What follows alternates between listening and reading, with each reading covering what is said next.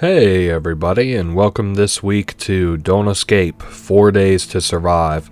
This is the fourth entry, obviously, in Don't Escape. If you were interested in that series, I'm just about to finish it. This one's particularly cool because it's a lot longer than the other ones, and it's basically like 8 or 9 of those games kind of packaged into one. So, we are going to be doing a lot of talking this game, so I'm not going to bother to explain it other than saying that it's a survival don't escape game. That's pretty much all I think that there is to say. So this game does take place sort of in the same vein as the 1 through 3 games. It's well, you'll be able to see the connections. I have a couple interesting things that I want to show in this game. So you can right-click to get like a visual analysis of what these things are or what they do without touching them. But then whenever you make a move to go to them, So this happens every night whenever you go to sleep, and it warns you what the trouble is going to be for the day. So looks like tonight is going to be locusts. Now, in this game, there are 8 nights that we have to do, and there are 9 possible disasters that we have to contend with. So I'm going to be showing all but one of them. So we have our inventory here where we can carry 30 kilograms, and if we look off into the distance here, we have a dark cloud, which seems to be those locusts that are moving this way. So it seems like our nightmares might be more of a premonition than just a dream. So we're gonna have to find some shelter and fast. It's I don't know a lot about locusts, but in this game anyway, they're fairly deadly. So this is the tutorial. We'll see it a time or two. But it's pretty simple. Any text that you can see me skipping there at the bottom of the screen is just tutorial related. You don't have to worry about reading it. As usual, I'll pretty well bring up the focal points of things that we need to know as they come across. And here in the tutorial anyway, it's unimportant because we don't retain any of these items or anything. And I'll show you why here in just a second. But yeah, so we get through this hole here, and then we go to like cross this quicksand, or I don't think it's quicksand. Well, he says it's quicksand. So now it teaches you how to drop items. So we drop the sledgehammer, which we can no longer carry anymore, and now we can continue walking through these dunes and try to find some shelter. It's super cool that the the way that the world is ending in this game, like, there aren't very many people like left alive, and you can kind of see why. The fucking moon in the sky is like, well, falling out of the sky and is on a collision course towards Earth. I think that the pixel art in this game is really pretty. I followed this game for a little bit before its release. I remember the promotional materials used to show one of the nights that you can have in this game where a bunch of giant spiders attack you. I remember thinking that was pretty cool. But yeah, there's not a whole lot to say. Just introductory cutscenes and credits sort of deals. Now, this house here is going to be our, house for a little bit. You can see if we go to try to open it, the front door, it's locked. The same way with the window, so we'll have to break it if we have plans of going inside. There is the water sprayer, and the back door is also locked. I don't feel I should interact with it. So there's a short pipe. This here is like a pesticide inlet. I believe if we kick this hay here, it'll reveal that there's a hole in the piping of it. Here is also a vehicle that we can look at fixing, but we can't do it right this second because, as our character said, we kind of want to make sure that we get inside the house first, and I think that's a fair argument. So we take our short pipe and we use it to bust open the window, clear out the glass so that we might actually be able to enter. And nice. So this house looks to be one of the few remaining stable and secure buildings. So this is where we're gonna post up for a little while. Now you can kind of look around, see what there is to see. Like, for example, there's the oven. I might have to remember to close that later on. Let's just close it now. There's a spare key. We can use this to lock and unlock the door. I'm going to just show it on this back door. Again, we can use it to open or shut it. For tonight specifically, we want to keep these doors shut and locked. The game also features a fast travel. If you've already been to an area and you double click on it, it'll automatically teleport you to the back to that area. This is just what the house looks like. I'll be setting up some stuff around here shortly to kind of defend us for the night against these locusts. And I guess we could go ahead and show the storage chest too, because it's kind of important. It has this is like our kind of universal storage. Well, not universal as in it shows up anywhere else, but it's our storage. I guess I'm going to leave the hammer here because we can't do anything with it right this second, and I've got to carry a lot of stuff shortly. So now you come down here and you can see that there's a gas station sign, or we can go to the right. If we go to one direction or the other, it'll pull up where the local areas that we can go visit. First, I like to go visit should I go visit the roadblock? Let's go visit the destroyed bridge. There's a couple things we can mess with here. We can try to grab this spade out of this truck bed, and we actually end up with a wooden handle instead. There's some planks here that we can use to fix this bridge here in a little bit, but as of right now, it does nothing for us. So every time we climb that ravine, depending on our carry weight, it gets harder and harder, and it takes us longer and longer. This gas station has a lot of supplies that help us, first of which is the crowbar. There's a lighter in here. Here's a gas can, which is empty, but we can fill it later on. There's a bag of charcoal. We won't need it tonight. We could potentially need it another night, but we don't need it right now. Here's a newspaper stand that says that there was an explosion on the moon, and it's so funny. The company that managed the mining operation for that moon says, "Yeah, there's nothing to worry about. It's okay." There's also a hunting rifle on the floor. Let me make sure I grab that. So you can see our weight starts to go up. We're at 18.7 out of 30 kilograms. Here's some cash. It's not a bunch of these items aren't useful, but I try and collect as much as I can. Plastic wrap. Yeah, I thought those weighed 4 at a time. So I think what I'm going to do is lay down the short pipe so that I can carry this last plastic wrap. And let me duck behind here. There is a rock. I don't know if I can carry that. I think it weighs 0.1 kilograms. Yeah, it weighs... Oh, shit. It weighs... carry 0.2 more. Okay. Well, let's just head back to the house. You'll notice now that it takes us almost 20 or 30 minutes to get across that ravine instead of just the 10 from before. So now we can head back up to the house. Basically, just want to drop these... new supplies off that we'd gotten. What I like to do is run around, collect all the supplies that we might need, and then I'll set up my base. So we don't need the handle. Actually, we can go ahead and combine it with the hammer. I do want to keep the crowbar. We don't need the rifle. We can lay down the wad of cash, the bag of charcoal. Lighter is fine. I probably should have left the gas canister, but that's okay. I think I'm going to... Well, I don't want to carry it with me. I still have a few things that I need to do, but not right here, right now. So we'll head back out down to the road, and then this time we're going to go towards the roadblock that we had seen. The time is kind of friendly, but we do have a lot of stuff that we have to do today. You can see that he's talking about these insects have completely torn up these guys' bodies. We pick up one of the insects, and you'll notice it's now in our inventory. That is kind of important. This guy was carrying a remote control, which will again become important shortly. There's an adjustable wrench, and I think this guy he has a leaflet.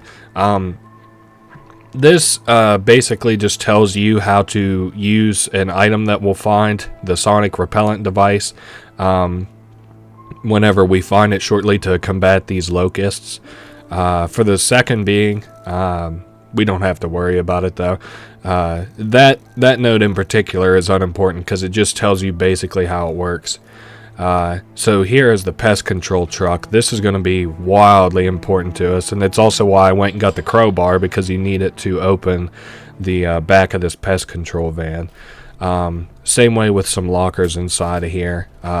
Again, I like to kind of get everything out in the open real quick before I bother to collect any of this. So we'll go ahead and take the weird device and both of these cans of pesticide. I don't think, yeah, we can't loot any of the stuff on the right. We'll take the duct tape, and then let me see about this note real quick. I think we pick it up. So this has the different frequencies in which you can set the scanner to. I'll show exactly what that means whenever we get back to the base, because I am going to set up a thing or two so I can get some of this out of my inventory and get ready for the night. So, as I was saying, let's set the sonic repellent down just right outside our house, and then if we take the remote control, we can kind of sync it. Now it has to be set to a very specific frequency. Let's go ahead and exit it. It's obviously not set to the right frequency.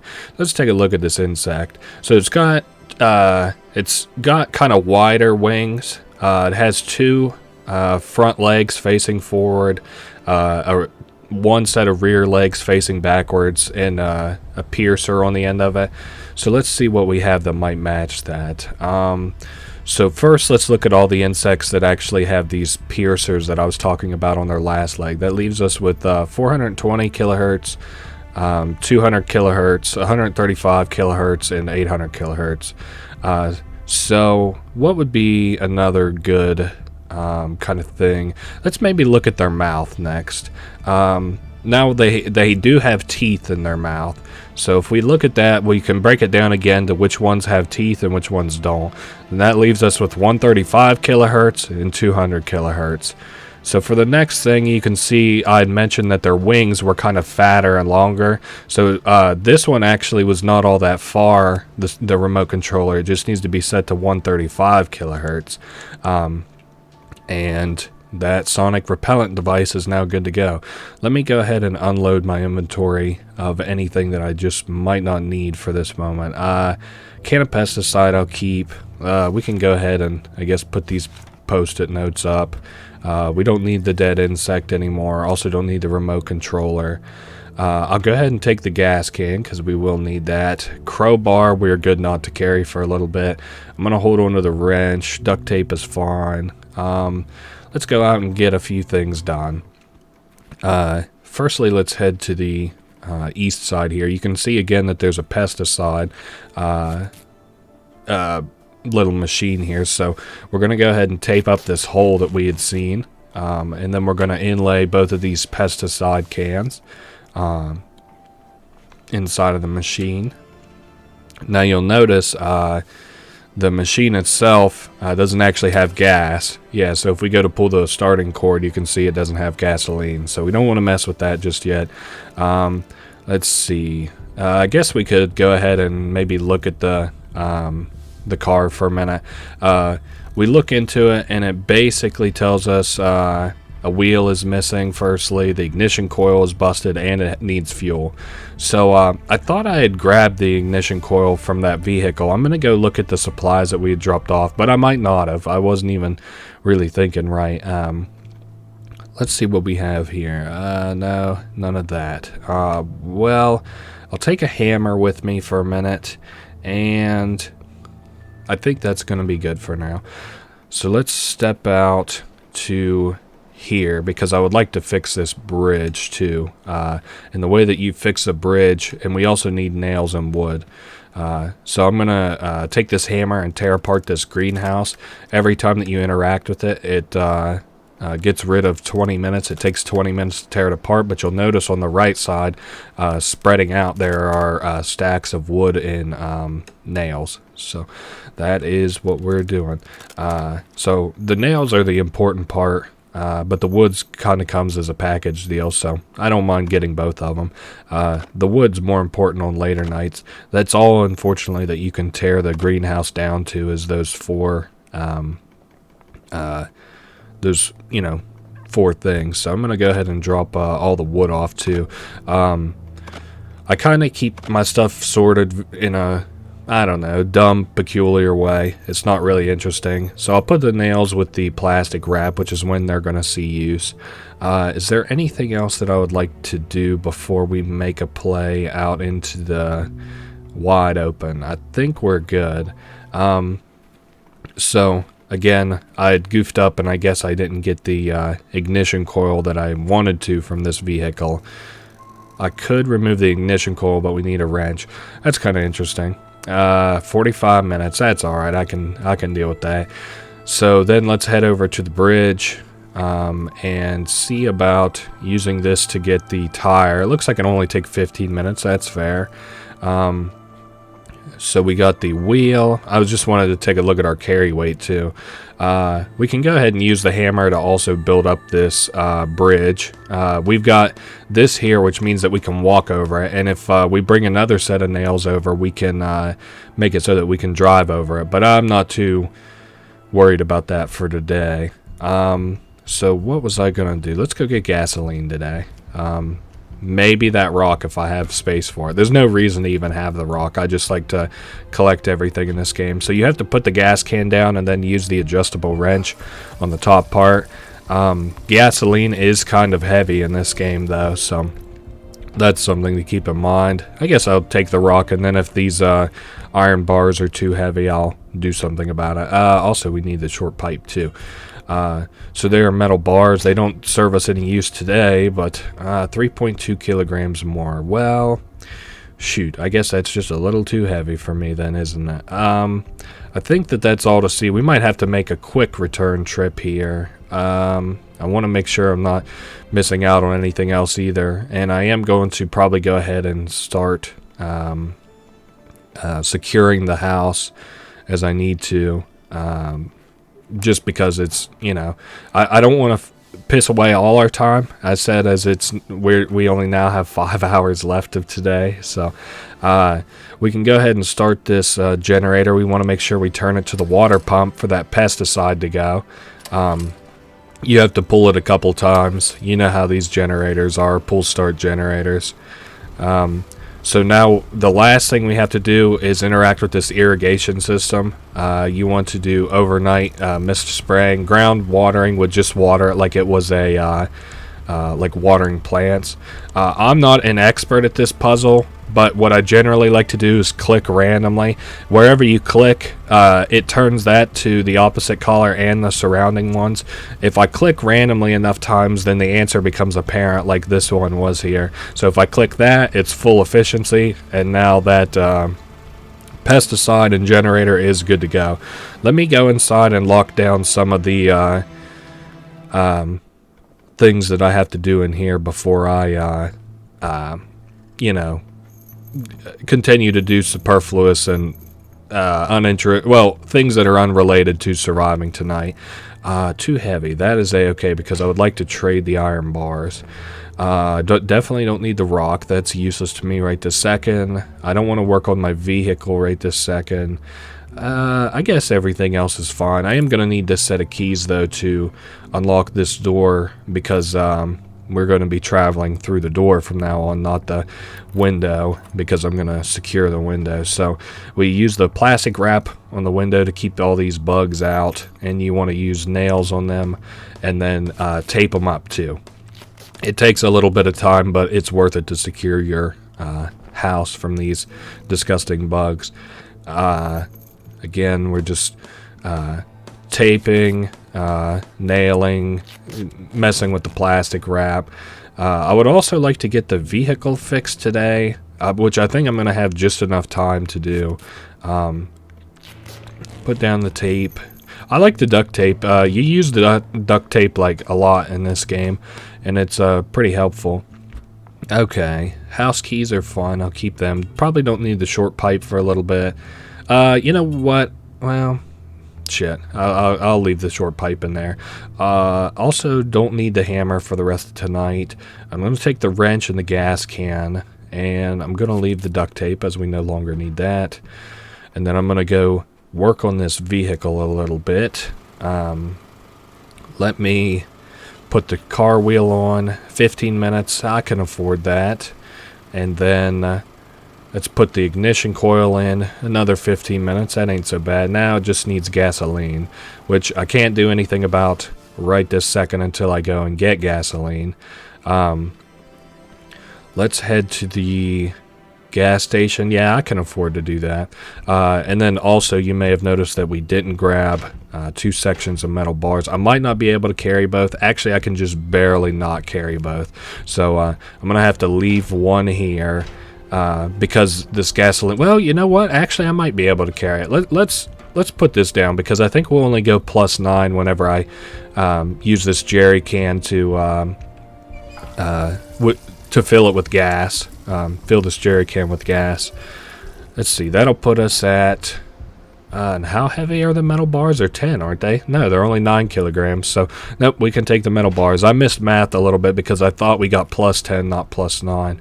The destroyed bridge, there's nothing to see there right this second. We can go back to the house. I guess I can go ahead and fill the vehicle up with gasoline. Okay, pour it into the gas tank. Now, before we end the night, I might make a return trip and go get more gasoline, too. I want to just drop off my supplies I don't really need for right now first. So we got the wrench, which I would need to get gasoline. How much, how does that look on our time if I decided to do that? 1 hour, 22 minutes. Okay, let's head back to the gas station. Now, the reason being I like to have the gas canisters because I like to see if I had ended the night there, we would have had like an hour basically. So if I use this hour instead to get gasoline, then it's kind of like I roll that bonus time over into the next day. So tomorrow, for example, I shouldn't have to worry about gasoline unless I really ride the truck hot and heavy. So yeah, we're good there. That's all set up. The only thing left to do is to lock up the house and call it a night. So I'll use the house keys on that, and I believe we're good. Oh, yes. Every night you can equip something. Tonight, for example, I would like to have the rifle just in case they get through the defenses. I don't imagine that they will, but again, just in case. I'll put the wrench down, and we'll call it good. Let's go ahead and finish the... Well, I'm going to go ahead and save. So that I'm going to save before every night just in case there's a little goof up, because you can do these things perfect, and if you do them just perfect, then... you get a little reward for him. So 200 insects came, right? We are hiding out in an abandoned farmhouse. The automated sprinkler kicked in, and we did it to the best efficiency. So 32 insects were killed, and we used 2 pesticides, which killed another 48. Then we used the sonic repellent device to fend off some insects. And it was tuned to the correct frequency and was very close to the house, so it got rid of 50 insects. Front door was closed, got rid of 14. Back door was closed, got rid of 14. Window was as locked down as possible with duct tape, nails, and plastic, and it got rid of 14. Another 14 for the upstairs first window, another 14 for the upstairs third window, and there we go. That's all of them. And so if you are able to beat these scenarios perfectly, you get +5 kilograms to your permanent carry weight, which is cool. Now you'll see a GTA 5 kind of helicopter landing here. So unfortunately that was our house, so we better go up and take a look at that. So let's go to the window and see what day we have, hot or cold. Oh, it's a hot kind of day. That's all right. Today is a kind of interesting day. I I prefer the cold days. I think they're cooler, but, well, obviously.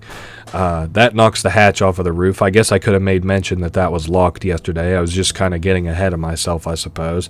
There's more stuff to loot up here, as well as access to the roof. I'm not going to screw with going to the actual roof right this second, but so we get held at gunpoint by this redheaded lady. And she says that it was out of gas and half the controls were broken. So this, all things considered, wasn't too bad a landing.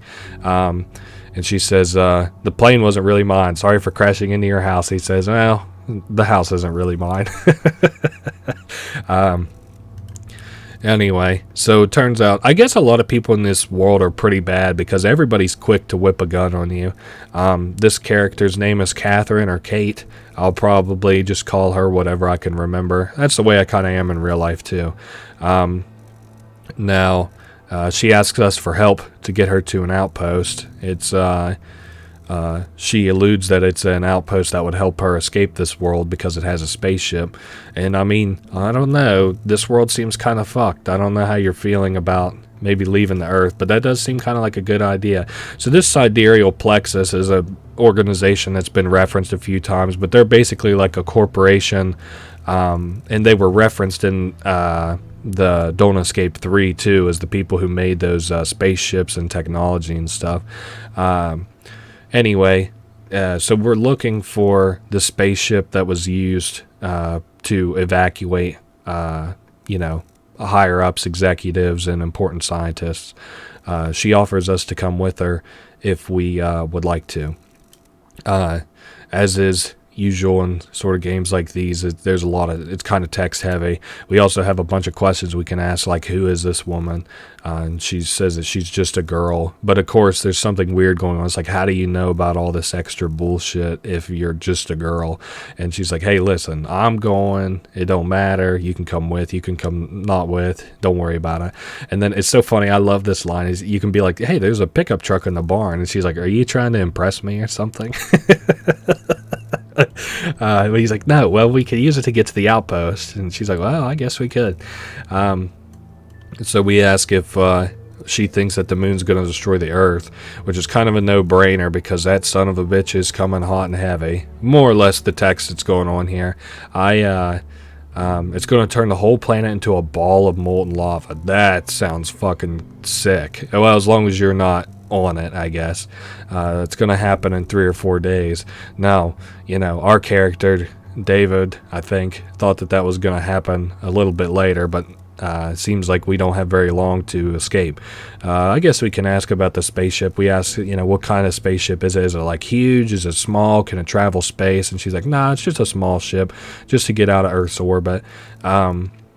And then, what happens after that? And she says, well, there's a space station. So our new plan between me and Kate is to get into space with this spaceship and then hit a space station. So we can kind of do that. But she says it herself. First, we have to bother surviving. Now, we're looking for where this is held at, which is a small research station. There are a few points in this game in which the game is kind of text heavy. I am just going to try my best to kind of thrift through it because I'm not really a voice actor kind of guy, I don't think. I definitely am not as far as making voices. Could you imagine how fucking painful that would be to hear me do the voices of these characters? We can show her our map. Now, this is particularly important because she can mark a few locations that we haven't visited yet. The first of which is a restaurant and then a house, both to the left. So we can go ahead and talk about yesterday's dream too, I suppose. A swarm of deadly locusts had moved through the areas, and we're telling her about those locusts and the fact that we saw it beforehand. So that's the only reason that we really survived. Now, I think that's pretty well the extent. Oh wait, today's dream, which is heat. So there's going to be a heat surge, and we tell her about that, and she gives us a little bit of a, well, we should probably worry about that, I guess. Now, There's a screwdriver, which we can loot here. And now we have Kate, who will follow us around. We can also ask her about certain things, but I think we've already exhausted her dialogue tree. Here's something I wanted to see. Can I pick up these papers? You can use those for fire another time. Let me reset up my loadout here. So I'm going to show you what I like to do. Let me put all the tools in the gas can in the bottom left. So that would be things like duct tape, hammers, pipes, screwdrivers. We don't need the rifle. I don't think I can use the paperclip for anything. I don't need the lighter. Everything else is just fine. I don't think I want anything. So what I like to do. Oh, I guess we could also use these nails. Let's see about doing that tomorrow. Do I have the keys on me? I do have the keys on me. You can see our new carry capacity is now 35 kilograms too, which is awesome. No longer need the sonic repellent. I may move it into the house later. We'll see what happens. So what I like to do is load the vehicle up, which has its own inventory, and it doesn't have a weight limit, with all of these items that we may need. Now, we don't need it necessarily, well, super necessarily today, this hammer, but I am going to bring it with us. I'm going to use it to tear out these nails. Let's see, how long will it take? 13 minutes? I can live with that. We can't salvage the plastic, unfortunately, but we can salvage the nails. And I want to keep the nails so that we can work on this bridge shortly. Let's go ahead and grab those nails. And because now I want to take my vehicle across it so that I can keep my tools with me and stuff. Because otherwise you'll have to leave your vehicle at the bridge. I don't know if you've thought about that or not, but... So we now have nails. I guess I could leave 2 sets of nails inside of the house. Because, again, we only need the one to fix the bridge. And I guess I'll also move the sonic repellent device back inside of the house. Again, it does nothing for you anymore. It's completely exhausted. So let's go get this truck a-rolling. Let's see. Tomorrow, I don't think I'll need. I was debating using my gas can on the generator, but I don't think I'm going to. Use the hammer on these stacks of planks. Now this time I believe it takes fairly longer. Yeah, 100 minutes. I can afford that. That's almost 2 hours, but hey, whatever. Now we can take our truck across the bridge. I don't think there's anything to see in the gas station. I'm debating. Let's go to the ruined house first. So there's a man sitting outside here. Of course, we should probably talk to him first. He's a mourning man. Sad mourning, not time of the day mourning. His wife passed away last night in the wake of all those locusts, unfortunately. Their house looks pretty undefended, which is unfortunate. Yeah, that doesn't look like it would survive last night at all. We can talk to Barry, though, and we tell him, we're like, hey, you should come with us, but because tonight it's going to get really hot. You can, like, not bring Barry with you, I guess, if you were to want to. I don't actually know if you can even survive the night if you don't bring Barry, but because he has supplies in here. You could probably survive the night, but I want Barry on my team, and I want the supplies for tonight. But he's pretty upset about, his wife, obviously. He's like, why do you even care about me, man? He's like, get the hell out of here. So to continue on this little quest line, we have to, like, try and go behind his house, and then we can talk to Kate and ask her if she will keep Barry busy for a little bit. And so she'll go down and talk to him. Now let's take a step in the back here. You don't necessarily have to do it this way. I'll need a wrench to get that. Normally I would just go ahead and loot that wrench, but this is kind of morbid. Oftentimes I'll just do the quest before looting like, I'll finish this quest before looting their house. I think it's morbid to loot the house of somebody who we're supposed to be, like, helping, but it doesn't change anything in the story, so we would just loot it before or after.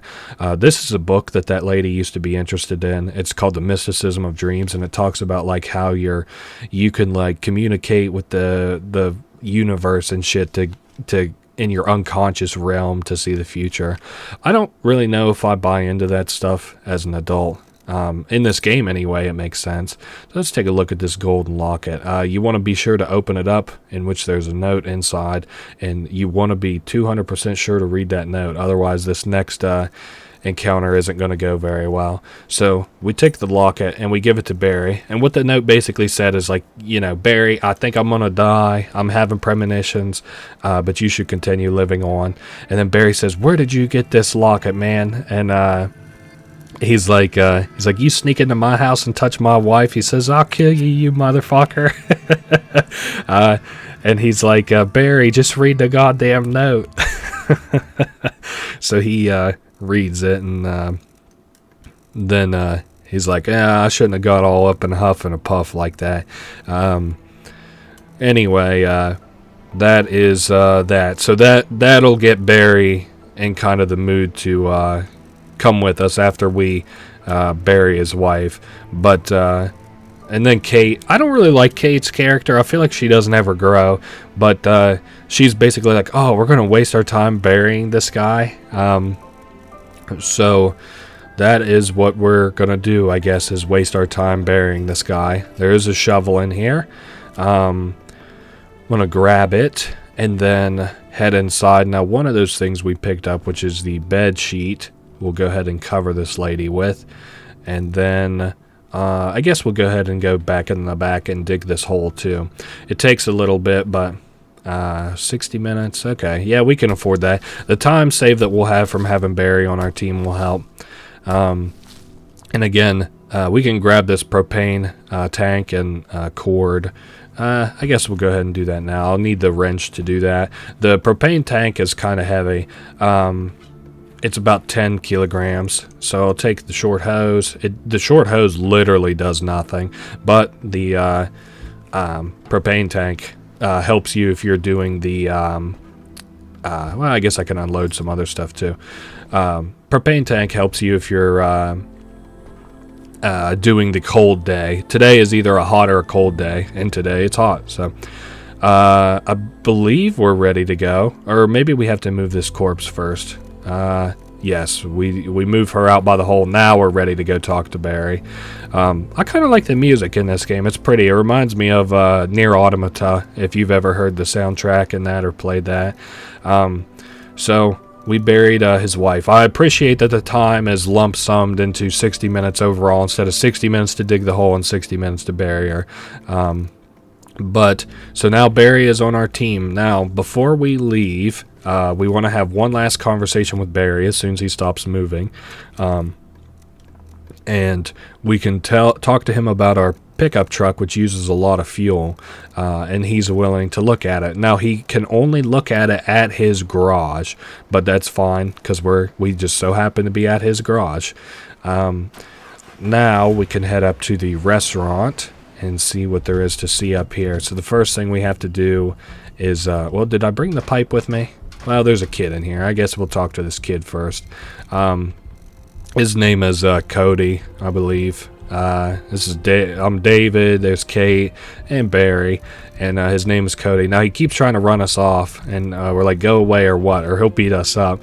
So he's like 10 or 11 or 12 years old. He claims 12. We think 10. So it's just some stupid little kid that's trying to survive in this fucking wasteland. And it turns out that he never had parents and stuff. We ask what's behind the door, and he's like, what do you think's in here? It's a restaurant, stupid.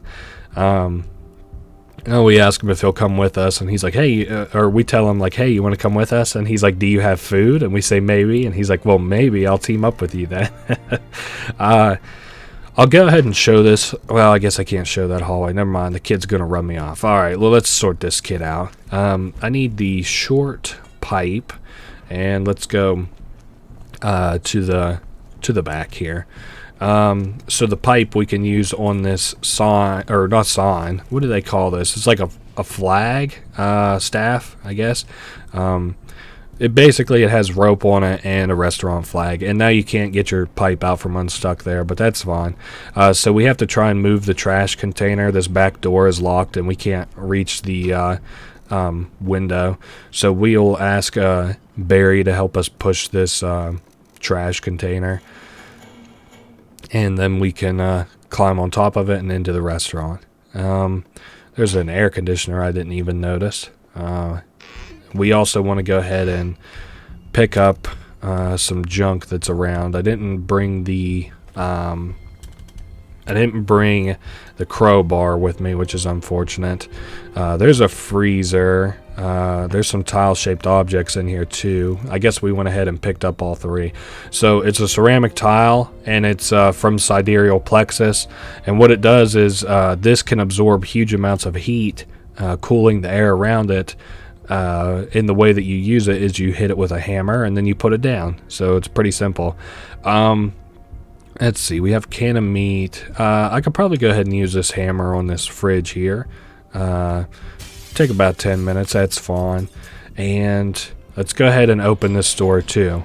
So Cody asks us how we got there.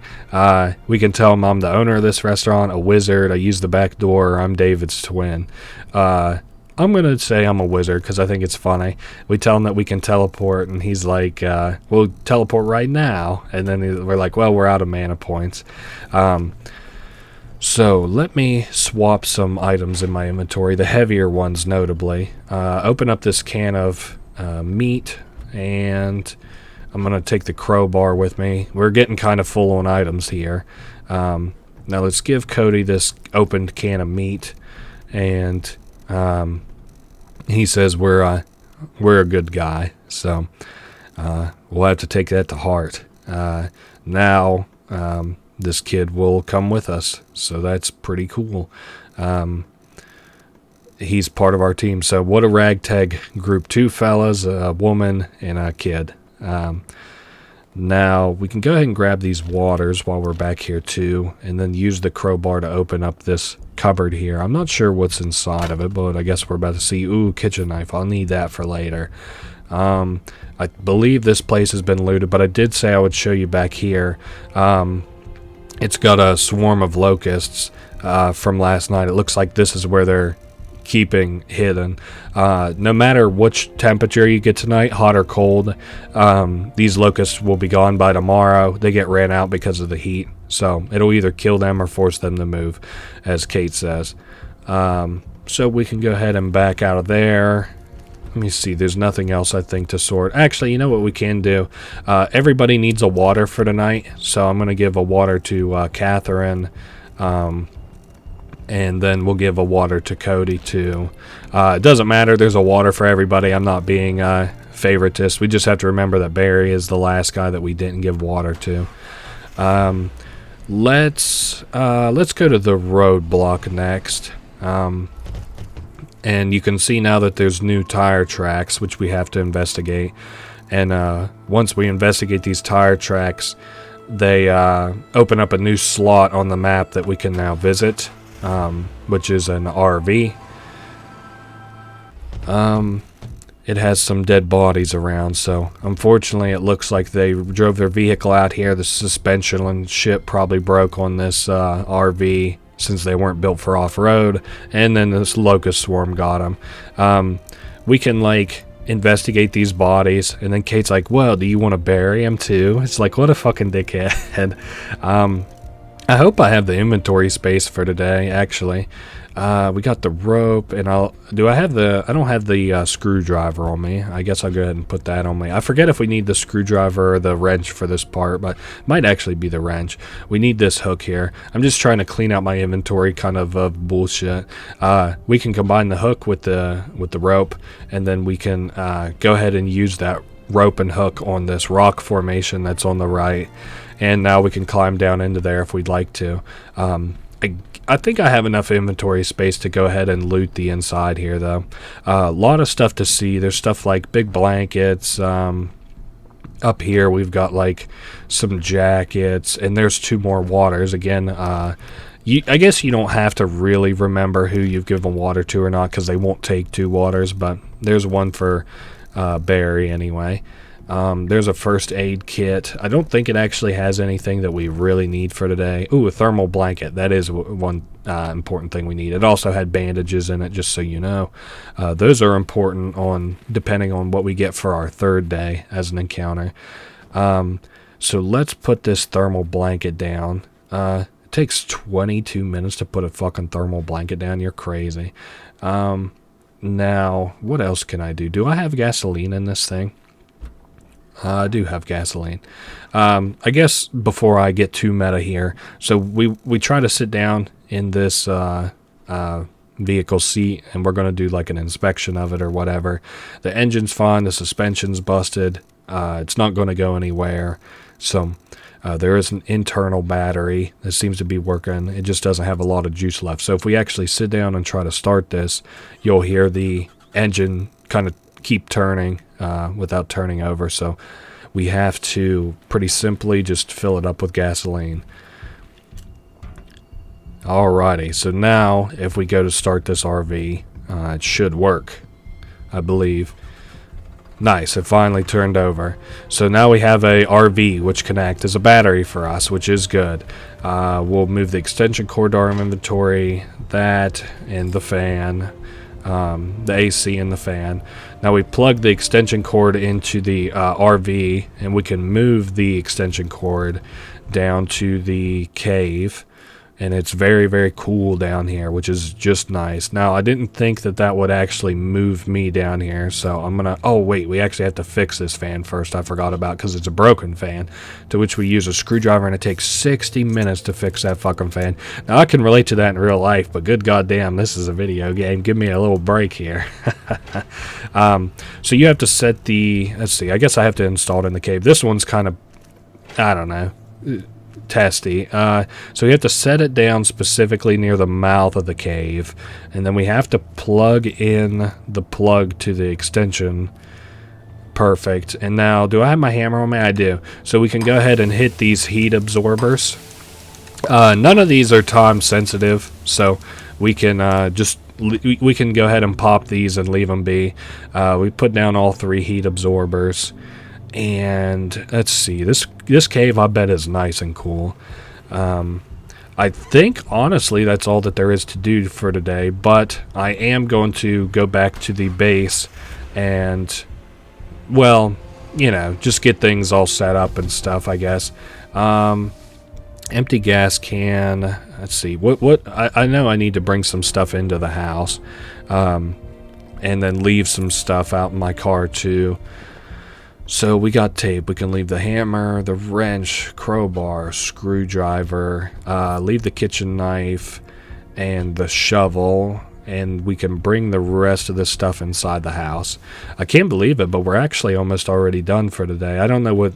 today was probably longer because there was a lot of talking, but today, all in all, feels like it was simpler and easier.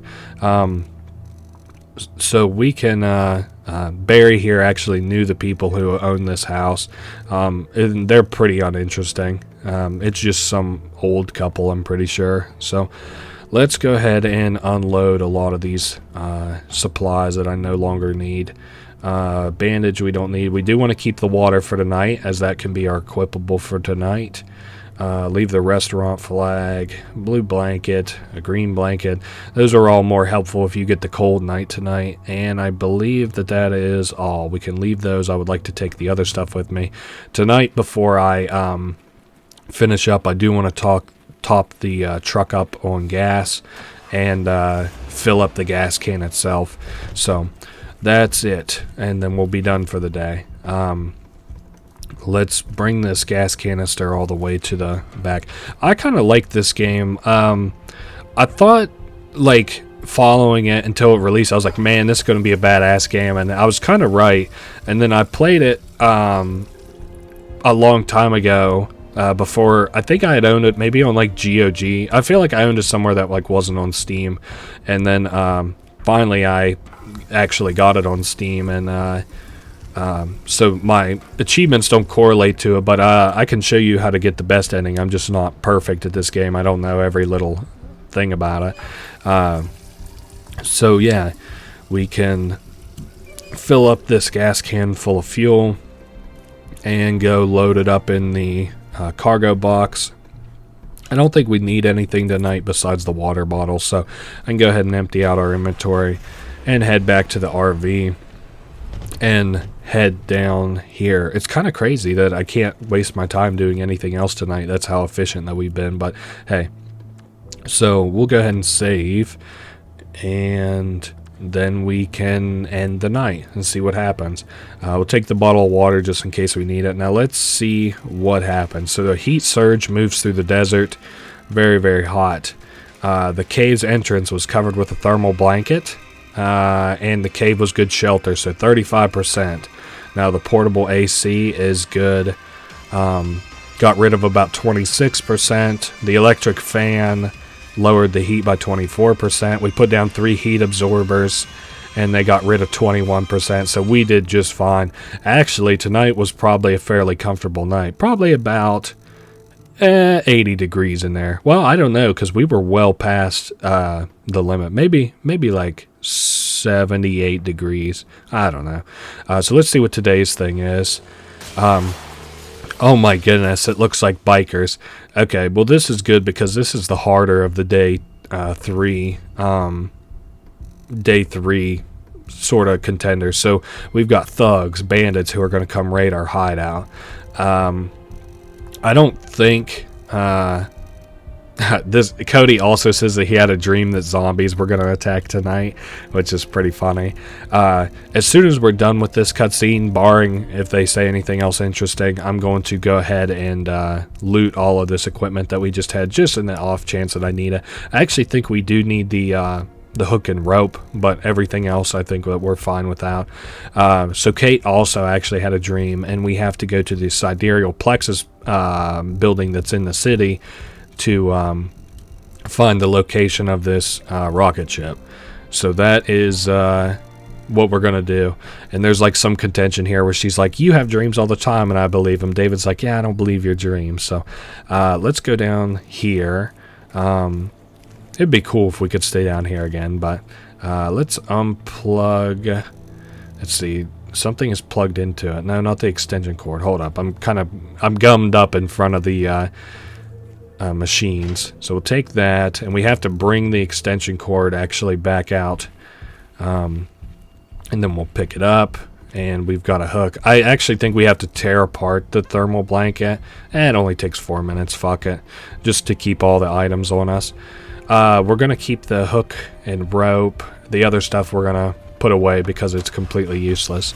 I'm just kind of looking around. There's the roadblock. I don't think we need anything from it. There is a house on a hill, our main base, and I'm going to go ahead and drop off all these items because, as you may have guessed, we also have a fair bit of looting that we have to do today as well. Also, I didn't bring the rifle with me, but we're going to need it. So we'll drop off the AC, extension cord, thermal blanket, fan, and I'm just looking here. I guess we could probably go ahead and put on these nails and do 2 of these metal bars, because we're going to be staying in the house tonight. So we'll set up these metal bars on the actual windows and then nail them up. Oh shit, I don't have my hammer on me. Oh well. Let's head out to the car and grab our hammer. I do kind of wish that the car was a little bit closer to the house, but hey, it's just because I'm an idiot. I guess there's no reason to be pressed for time or anything. I like every night how the land looks more dead because there was a heat wave. There's bugs outside of my house again because they attacked us. So take 23 minutes to board up these windows. That sounds a-okay with me. Then we'll board up this window. I don't think it actually does anything for us with the bandits attacking, but it doesn't matter. Let me take a quick look in here again just to make sure we don't need nothing. Nope. Let's continue on. I've spent enough time petering around the house for right this second doing next to nothing. Let's head up to let's do the city Sidereal Plexus office. So the city was hit by earthquakes and stuff, swallowed up by the sand and shit. So the city was not like a place to be. But here we are now. We can ask some stuff. We're like, hey, this isn't the outpost that has the spaceship in it, right? And she's like, no, of course not. We're looking for like a out of the way place. And then we're asking what we're looking for. We're looking for some coordinates. What's her connection with Sidereal Plexus?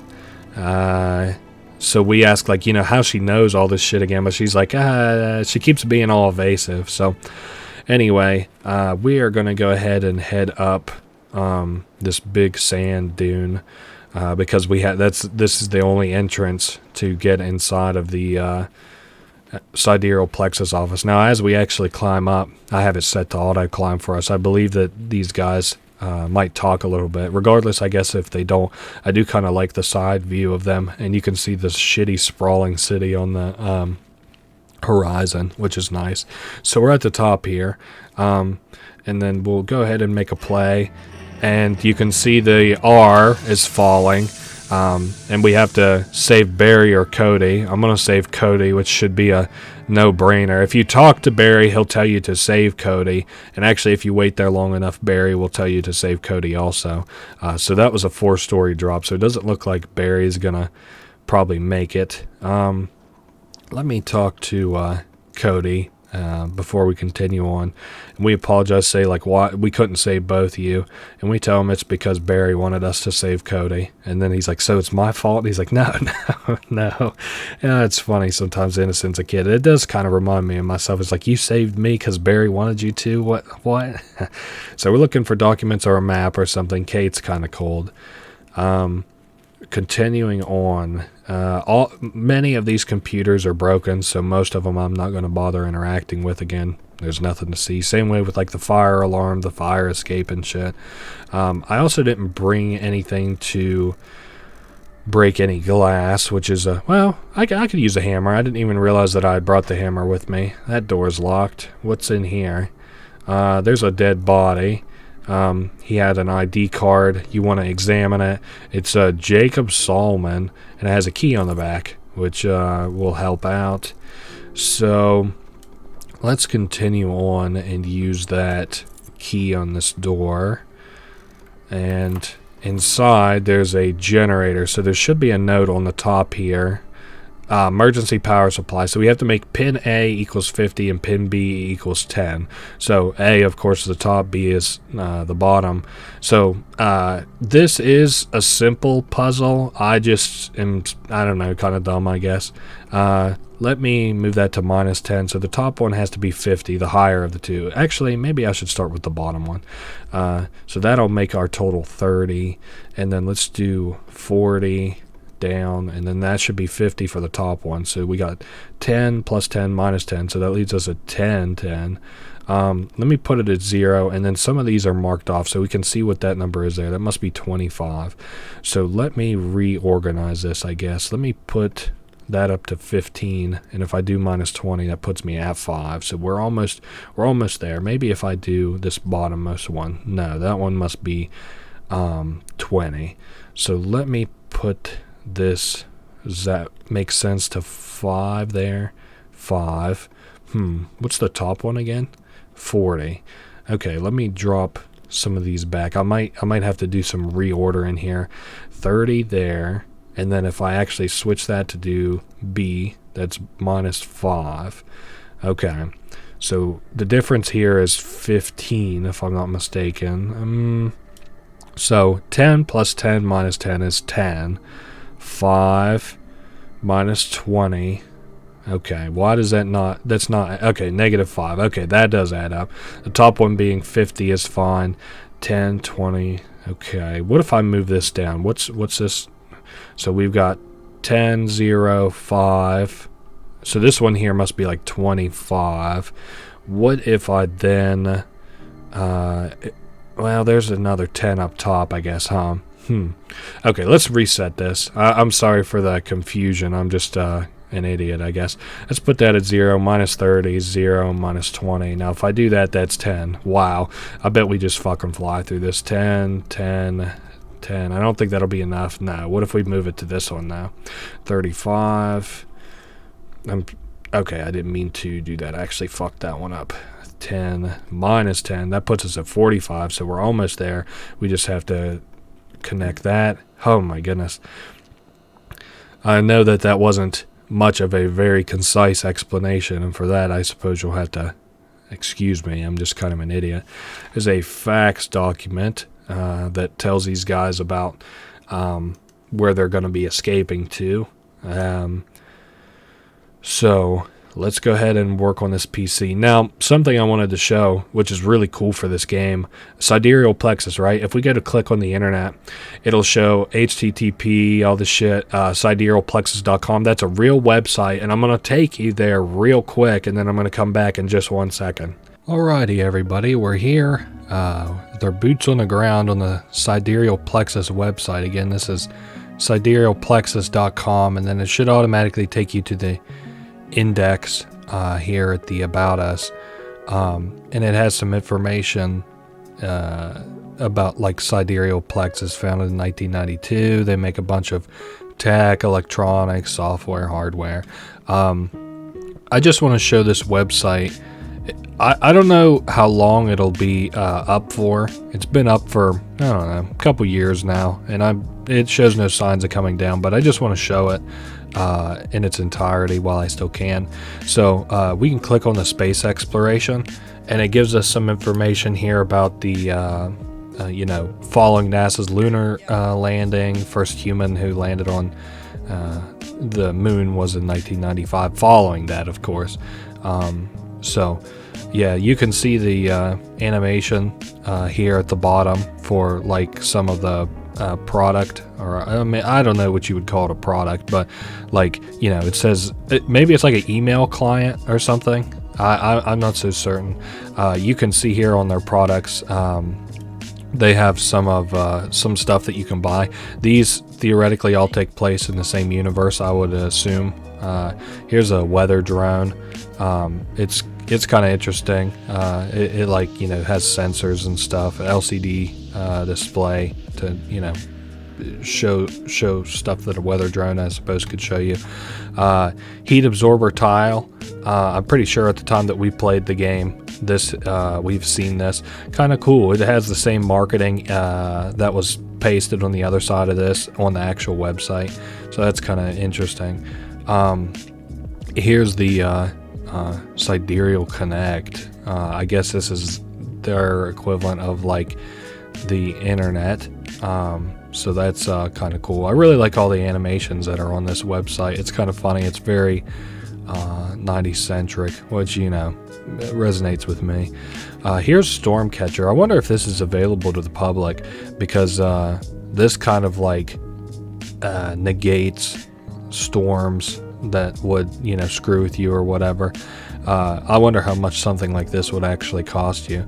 It's kind of interesting that like they're becoming real masters of their own universe with like heat absorbers, or like a storm catcher, or a weather drone. Or here's the sleeper clinic, where you can get some more information about admitting a relative to one of their sleeper coma clinics, which is kind of cool. And then if we continue down further, we have the sonic repellent device. Helps you get rid of them annoying insects. This was the repellent that we used the very first day that we played against those insects. Okay, we're back. Sorry about that. I knew I was gonna do it, but it showed all my fucking personal information whenever I tried to log in. So the username is QWort. If you just go over on your keyboard, it's Q to T. And then for the password is admin1. And then you can look here. We're going to go, I guess, up chronologically of what would be bottom to top. I'm not sure what some of this is. I think that this is like somebody who is like trying to transmit to Sidereal Plexus. And the only way that they can do that is by posting directly to their website, and it's somebody who's on like a tomb, so that's kind of interesting. I'm not really an extended universe kind of guy as far as this is concerned, but you know, it's cool. All right, next. Sorry about that. The website actually crashed on me. So I'm not sure what this is, but basically warnings of some activity in a dream cluster. You're getting angry and unauthorized traveler, evidently. So, you know, something going on there. The UEFS Horizon report. This is from the second game, Don't Escape 3. Moving on, we have increased shadow people sighting, which is interesting because if it'll reference shadow people here, it might not be shadow people that are referenced in that other article. I don't know though, because these do take place, you know, across different times, so it's hard to tell. Here are some new off-limits worlds. This was something interesting I wanted to show. So you can see SP, of course, stands for Sidereal Plexus, and this one here shows that this is a humanity in a medieval-like era. This is probably when the first game took place, Don't Escape 1, and then Sidereal Plexus, those numbers, worldwide pandemic of an unknown rage virus. That's definitely when Don't Escape 2 takes place. And then a worldwide ice age, probably caused by the excessive heat absorbers production. That's super interesting. And then there's several lunar incidents, like the game we're actually playing right now. And then there's Sidereal Plexus not established in this world, and then it's hard to tell what happened here. Probably related to the other redacted report, but it's hard to tell. Not enough information out about it right now. Here's synthesis preparations. I'm not so certain about what this is, other than the fact that helium-3 mining is taking place. It's kind of interesting. Helium actually is finite, and I did not realize that until I actually watched Smiling Friends. They talked about it, but it's kind of cool. They talk about like how the public story is helium-3 mining, but they're of course trying to set up this facility where they can transfer their consciousness. So yeah, that's that. And finally, let's look at this lunar explosion analysis. This is just, again, more in-depth. You can see like the dates as it's you know, breaking across. The moon is blowing up, essentially. So and then it knocks the orbit of the moon, you know, cockeye, I guess, to the point that I think it's going to show eventually here that it's going to make a move to crash into Earth. Kind of wild that the moons would break apart and fall into Earth like that. And then you will see, sorry, I'm doing this a little out of order, what it looks like whenever it crashes. That shit looks awesome.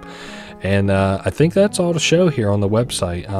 Yeah, there's just some articles hidden behind the login, and then here's the products again. And then finally, here's the main page for it. So I thought it was really cool that they did a website for this. And I also like that it has a universal login. You can log in yourself if you'd like to. So, and that's that. Let's get back to the Let's Play later. I hope that was pretty interesting. And if I didn't mention it, the password and login are here on the right, which is this Q word and admin one. So now we can continue on with this email hunt. What I like to do is just start from the bottommost one and work my way up. Sometimes there's good stuff to see, sometimes there's not. This is a guy who's like, you guys are bastards and all this shit, just hating on the company. Here's an escape map, which should show us the location of that rocket that we'll need to get out of here. You have to click on these extensions sometimes. This one here, I believe, is just letting all internal employees know that there was an explosion on the moon, which is kind of funny. Same thing here. This is the actual explosion. And I don't think there's anything. Oh, yes, these pins. So we'll have to remember this. Pin A needs to be 15. Pin B needs to be 40. I'm going to re-look at this here in just a minute because that's important. This will let us put power on the next floor down, which allows us to unlock the secret ending. There's a report.doc, but I guess we can't really mess with that. A compliance report. This is kind of funny because this guy, who I believe is dead now, was like hitting on this Mayweather character, which is kind of goofy. Here's a map of a lodge, which will help us out. We can mark that on our map. I don't think there's anything else to see. Here's some visitors from other big wigs and stuff. It looks like a Catherine Mayweather is going to be visiting as a pilot, which is funny. If you don't look at this, you actually can't confront her about it, but we're going to. This is funny. It's that same C. Mayweather that this guy was hitting on, which is funny to me. Here's some leave of absences of these people. Let's take a look at these pins real quick before I go on further. So what was that again? A needs to be 15, B is 40.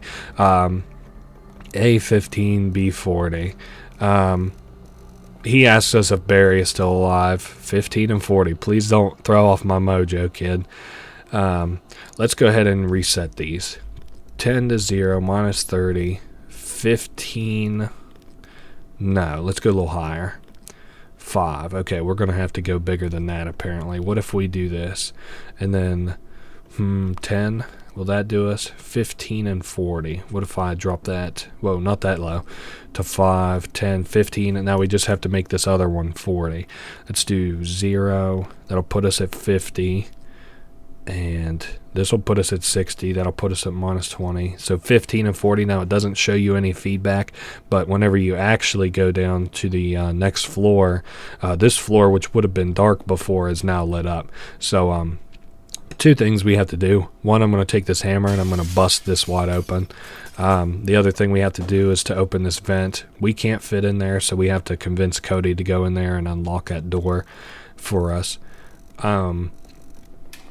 So he opens it up for us. Simple as that. And we can now go in here and see what the big hubbub is. I think there's a stack of papers.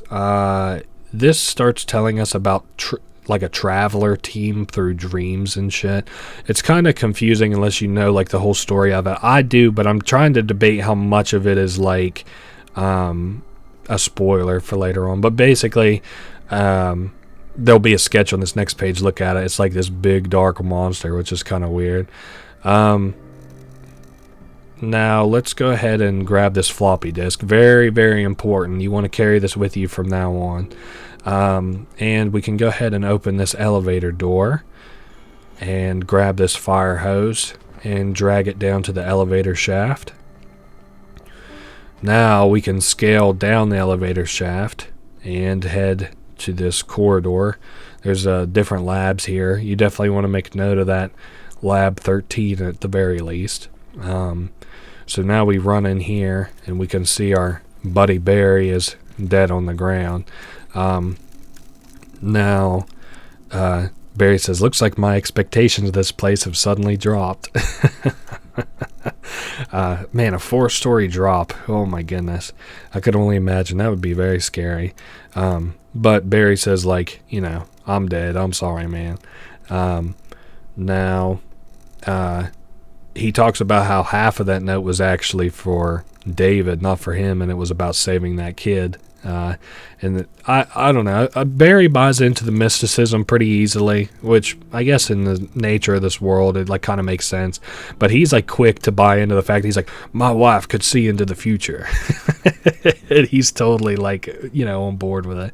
But I guess that's pretty well it. Cody's pretty upset, and I guess in another mindset I would be more upset, but so we can go ahead and interact with this doorway and come out and talk to Kate, and she's like, David, you got the location? And he's like, you really don't give a shit about Barry, do you? She's like, I assumed he died. He's such a dickhead. So we theoretically could go down to visit the rocket, but Kate won't let us because she's like, we can't have the bandits follow us. I mean, what if they try and take the rocket from us and stuff? So no, we have to deal with the bandits tonight before we can actually go down there. The other thing I want to do real quick, because we have more than enough time for today, if you come back with Kate and Cody, you can actually bury him. The only reason to do that is an achievement, but I just like to do it to be nice. So let's head back to the truck, see if there's anything I have to do. I don't think I'll need the ID badge. I always want to carry this floppy. Well, how much does that weigh? It weighs 0 kilograms. I'll just keep it with me. I'll take the rifle with me as well. I don't need either of these documents. So we can go ahead and... Where to next? We have the rocket. Let's head up to the gas station, actually, next. So whenever we get here, Kate notices that there's some people talking very... quietly. So we're going to head into the gas station and around where we can eavesdrop on these characters. And so they're like, would it be a good idea if we actually went and raided these guys? And this guy's like, you're a fart knocker, Sarge. He's like, come on, dude, we should raid these guys. They have a lot of supplies and a good house. And he's like, yeah, if it's a good house, he's like, they probably have it defended. So that is, there's 20 enemies versus us, which were 4, now down to 3, and it includes a child. So I guess these soldier boys joined this guy's gang, and they're holed up in a construction site. So we will look into that shortly. These guys get ready to leave on their little motorbikes, and we're going to step outside. Now, I do need a wrench for this encounter. You can kill Sarge here to be down 1 guy, or you can talk to him to potentially be down 5 guys. So, you can tell him that we just want to talk with him to avoid this war. And he's like, it's not going to be a war. It's going to be a massacre. There's 20 of us and there's 4 of you guys. There's no way that this isn't the end of you.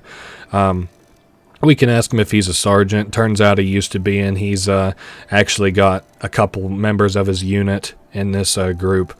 And he's like, what we can ask him, like, what would your squad think of this shit? And he's like, well, they listen to me. It's the end of the world, so it don't matter. So he's Razor's his boss, and we ask him why he works for Razor, and he's like, it's like we got to team up with somebody for some food and shelter. We got the muscle. So anyway, so he's like, just go away and I'll pretend I haven't seen you. So he keeps messing with this, right? We can actually go to give the wrench to Sarge, and he'll be like, we tell him like he'll never be able to open it without, the wrench. And he's like, I feel like it's the right thing to do. So he actually gets his gasoline, and we can re-talk to Sarge now and tell him, let's talk about the moon. We tell him that the moon's falling on our heads, and Sarge is like, well, good. I'm glad for this piece of shit world to be over. Damn, this guy was part of the evacuation efforts, which is crazy. It's wild because he says that like the flames of hell erupted from a crack in the ground, which that would be some fucking sick shit to see. I mean, I'm sure it would scar you for life, but hell. We tell him that we have a spaceship, and he's like, yeah, what are you going to do with that to escape? Now, the guy's like, just get out of here, dude. There's nothing for you here. He's like, there's nowhere to go. He said, just, no space station will save you. So now we can talk to him about the fact that we helped him get fuel. And then our final bid to convince him is like, we should help each other, not hurt one another. So let's see. I do like to do the you were a soldier, a man of honor. I think one of these doesn't work, but no, he's like, honor won't feed you. And then we talk about, we're like, it's time to rethink your life. You're a man who talks about the Bible, right? And he's like, so, if the world's going to end in 4 days, it's like, shouldn't you try and get right with everybody you can instead of being like a dickhead and fighting tooth and nail? And he's like, we can fight each other as the fucking moon falls down on our heads, or we can work together. So we should just tell him to like leave. Just grab your guys and leave. And we appeal to him one last time to be like, man, just be decent. Just leave in peace. let's see. He's like, it doesn't make a difference, but it does make a difference for your squad and your conscience. So that's the last little bit we have to try and convince Sarge, I do believe. Spend his last moments assaulting a woman and a child and a man, or spend his last moments with his military buddies. So, okay. They are going to leave. Now, Razor and his gang are still going to attack us, but that brings them down to 15, which is a quarter. And we thank him one last time. So he is gone. I don't think I have to do anything else with my fuel. We should go down. Well, hold up. Let's not go to the construction site yet. Let's go up to the Hunter's Lodge first. There's a few things that we have to loot in and around here. First thing, let's grab this, well, clean up this animal carcass. And it's going to take about 26 minutes. Now, we do that so that we can get these bear traps, all right?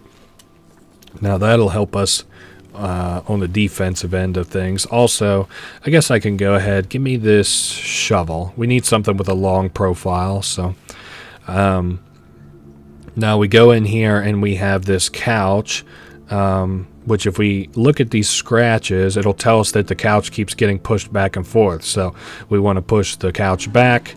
And then there's a floor safe. And then if you look at these antlers up here, one of the antlers is skewed. Whoops, didn't mean to open up my journal. So we can take the shovel and unskew the antler, and it opens the floor safe. And inside there's a lot of good stuff for us. A revolver, box of rifle ammo, box of revolver ammo, and it's now empty. So that is good. Now, we could give the revolver potentially to Cody and teach him how to use it. I don't like to do it. We can get away with not doing it, but we can also train him to be a killer. I just prefer, the kid's innocent and nice enough, so we're not going to do that. We're going to take that bear trap and a bottle of whiskey, and I guess, we can't grab the meat. Okay. There's a rifle scope. That'll be good for us. And an electrical outlet. I don't think there's much else for me to mess with. Let me put that on my gun. Is there anything else out here? No. You know what? I actually have forgotten something very important, and we're going to grab it, but I need to make sure I have the inventory space for it first. Let me put the bear traps down. Let me take the knife with me. I don't know if it'll actually let me do the knife thing that I have to do, but hey, we're going to see. Because we have to get a silencer. Very important. And there was a silencer actually located in this building. I was hoping to save coming back here for tomorrow, but it's very important that we actually grab this silencer. So let me see. It's in and around here somewhere. There's a PC. Where in the hell? There's the dead body. I already took his ID. I could swear to God that there was a silencer around. Maybe it's on the next floor. Okay, hold up. I might have to fucking look online and see where the hell this silencer... Oh, there it is. It's on the floor. Okay. It's just very dark. Okay, perfect. Cody thinks it's assassins, but it's hard to tell. It is weird that there's a fucking silencer in here, huh? Oh, yes, the other thing I wanted to do, so we don't have to backtrack up here. I'm going to see... we can't do it today. We need that guy's fingerprint for tomorrow, but I guess we can't mess with it today. So I have to excuse my brevity there a little bit. Or not brevity. Excuse my little screw-up there a little bit. I forgot about that silencer. I didn't even see it while we was there. Now, though, we can go to the construction site. Do I actually have gasoline here? I do have gasoline. We want the bottle of whiskey. I'm going to go ahead and put up another bear trap. And so we're going to like make a play like we're going to go to the construction entrance.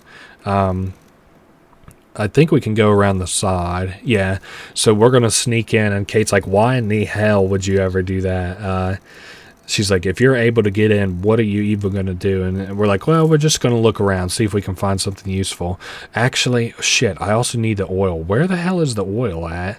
Damn, today is a big day of fuck us. I just remember that we also need oil, which I believe is at the restaurant.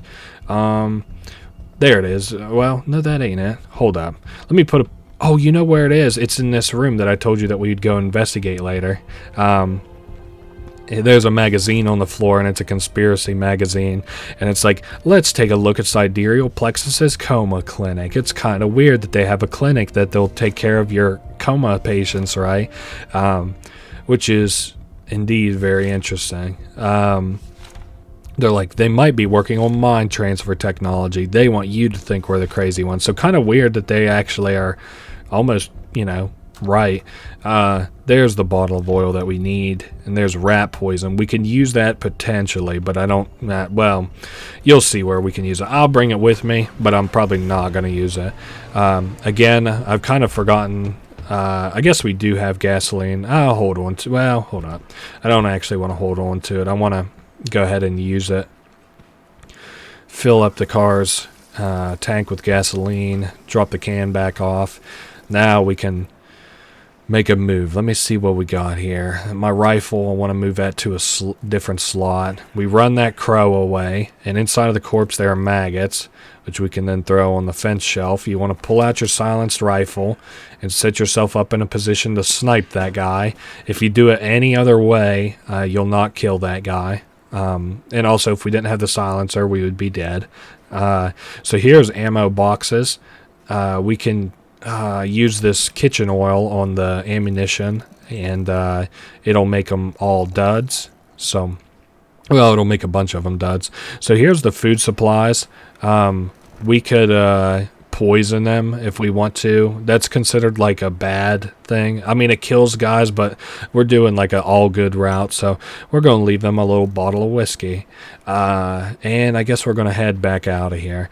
Something I didn't know that you could do that I only saw recently is somebody said you could give a bag of food to Cody. I don't really know why you would do that, but oh well. It's a nice thing to do. I just said we're going to do the nice thing, so that is what we're doing. I should have stopped off and got some gas, but maybe I'll wait until tomorrow. Actually, I should probably go see if there's anything in the trunk of my car that I actually need before I go in. Yes, of course, there's bear traps. 3 bear traps. I thought there was another one, but oh well, maybe I'm not thinking right. I can move these papers inside. I definitely need the key. Let's go get our base set up, and then maybe I'll go take a look and make sure I didn't miss one of the bear traps in the house or something. So, let's unload what we don't need. Put up the papers. We can't use the revolver for anything, so I'm gonna just put it up. We do want to keep the rifle and the rounds. Kitchen knife we want to keep. Don't need the rat poison, and otherwise I'm getting full up anyway. So let's go head outside. I don't think there's a particular way that you have to put this stuff, but I do like to put, oh, well, there's 4 bear traps. Okay, never mind. I thought there was 4 bear traps. We lay down these 4 bear traps, and then I think, okay, we're good on all that. Let me put all my tools back out in my truck, and then we might go make a trip for some gasoline just real quick before the night starts. So tomorrow I don't have to make a trip on gasoline. Definitely want to keep that. Let's put the hammer up. Let's put the knife up for right this second. We got gasoline. Okay. Let's make a little trip to the gas station, as I usually do before we end the night. We do have like 6 whole hours left, which is kind of crazy. Like the first day is kind of tooth and nail as long as well, foresight plays into this game a lot too, but the first day is kind of like tooth or nail to see if you'll make it or not. And then, if you are ahead of your game quite a bit, then it pays off dividends in these later days. So let me put the gasoline up. Everything else looks fine. I do still have the wrench in my inventory, which is okay. I am going to go ahead and get these doors locked and everything. Definitely want to make sure we got everything locked. Is this door locked? Perfect. And another thing that's important is setting yourself up in the right room. Did I make sure to, yeah, those bars are nailed. Set yourself up in the correct room. I set myself up here in this topmost room with my rifle, and we should be ready to start the night. Let me go ahead and just save before we finish up just in case, something would screw up, but we should be fine. Let's skip forward. Arm ourselves with the silent sniper rifle. So 20 raiders commanded by Razor arrive. Your time has come, little piglets, says Razor. 2 thugs passed out from drinking a full bottle of whiskey. 2 drunk to move. They found 1 guard shot in the head. I wonder who did that. And then Sarge and his band of soldiers split, so there's 5 more. And that leaves 12 men to attack us. So the attackers open fire. They tear up our house. Some of the guns didn't spit out any bullets because we fucked with them. And 3 of the attackers leave. Alright, so now we're up top. And we have a scope and a silencer. So we were able to kill like 5, I believe. And then we kill 1 more because we have the extra ammunition. We have traps placed all around our house. Out of the 4 trap set, 2 of them catch Razor's men. And then these other doors are all locked and boarded up. But Razor couldn't even make his way into the house, so she just peeks her head out and shoots Razor. Now, that is that. We were able to do that pretty well perfectly, so we got plus 5 more kilograms. Today, which is the last day, I do believe, we can't interact with the window like I kind of like to. We have to interact with the door. And then whenever I do, you can look outside and look at the fucking moon falling down on the earth. This is such a fucking sick graphic. I'll get my little mouse out of the way because it just looks so cool, doesn't it? Now we can go to this bathroom in which Kate and Cody are in here. And she's like, we should shoot this motherfucker Razor. But I'm going to try and talk him out of it.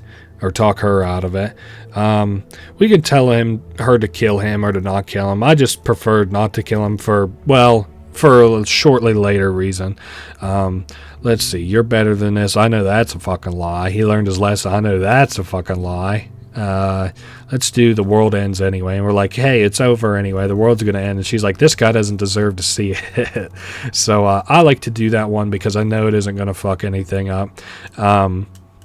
Then we can tell her that it's a waste of a bullet. And she's like, I could just bash his head to death. And she's like, you know what? Fuck it. Just let him go. So we have successfully talked her out of it. Now, and she's worried that he'll follow us, but I'm not worried about it. But today, the moon, which you'll notice is humongous on our screen now, is finally going to make its way to Earth. So today we have to actually go and get some stuff done to get off Earth. So there's a pair of gloves in this bag, which we'll need. I actually think we're pretty well set to do some good stuff today. Let's head to the construction site now that there isn't a bunch of jackasses around. And I'll need the rope with the hook. We got gloves.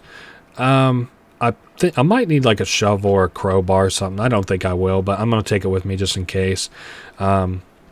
There's a magazine here, another conspiracy magazine, and it's like another Sidereal Plexus special issue, and it's more just conspiracy shit, and it's so funny because they're like, Kate's like, besides the aliens, they actually kind of know what they're talking about.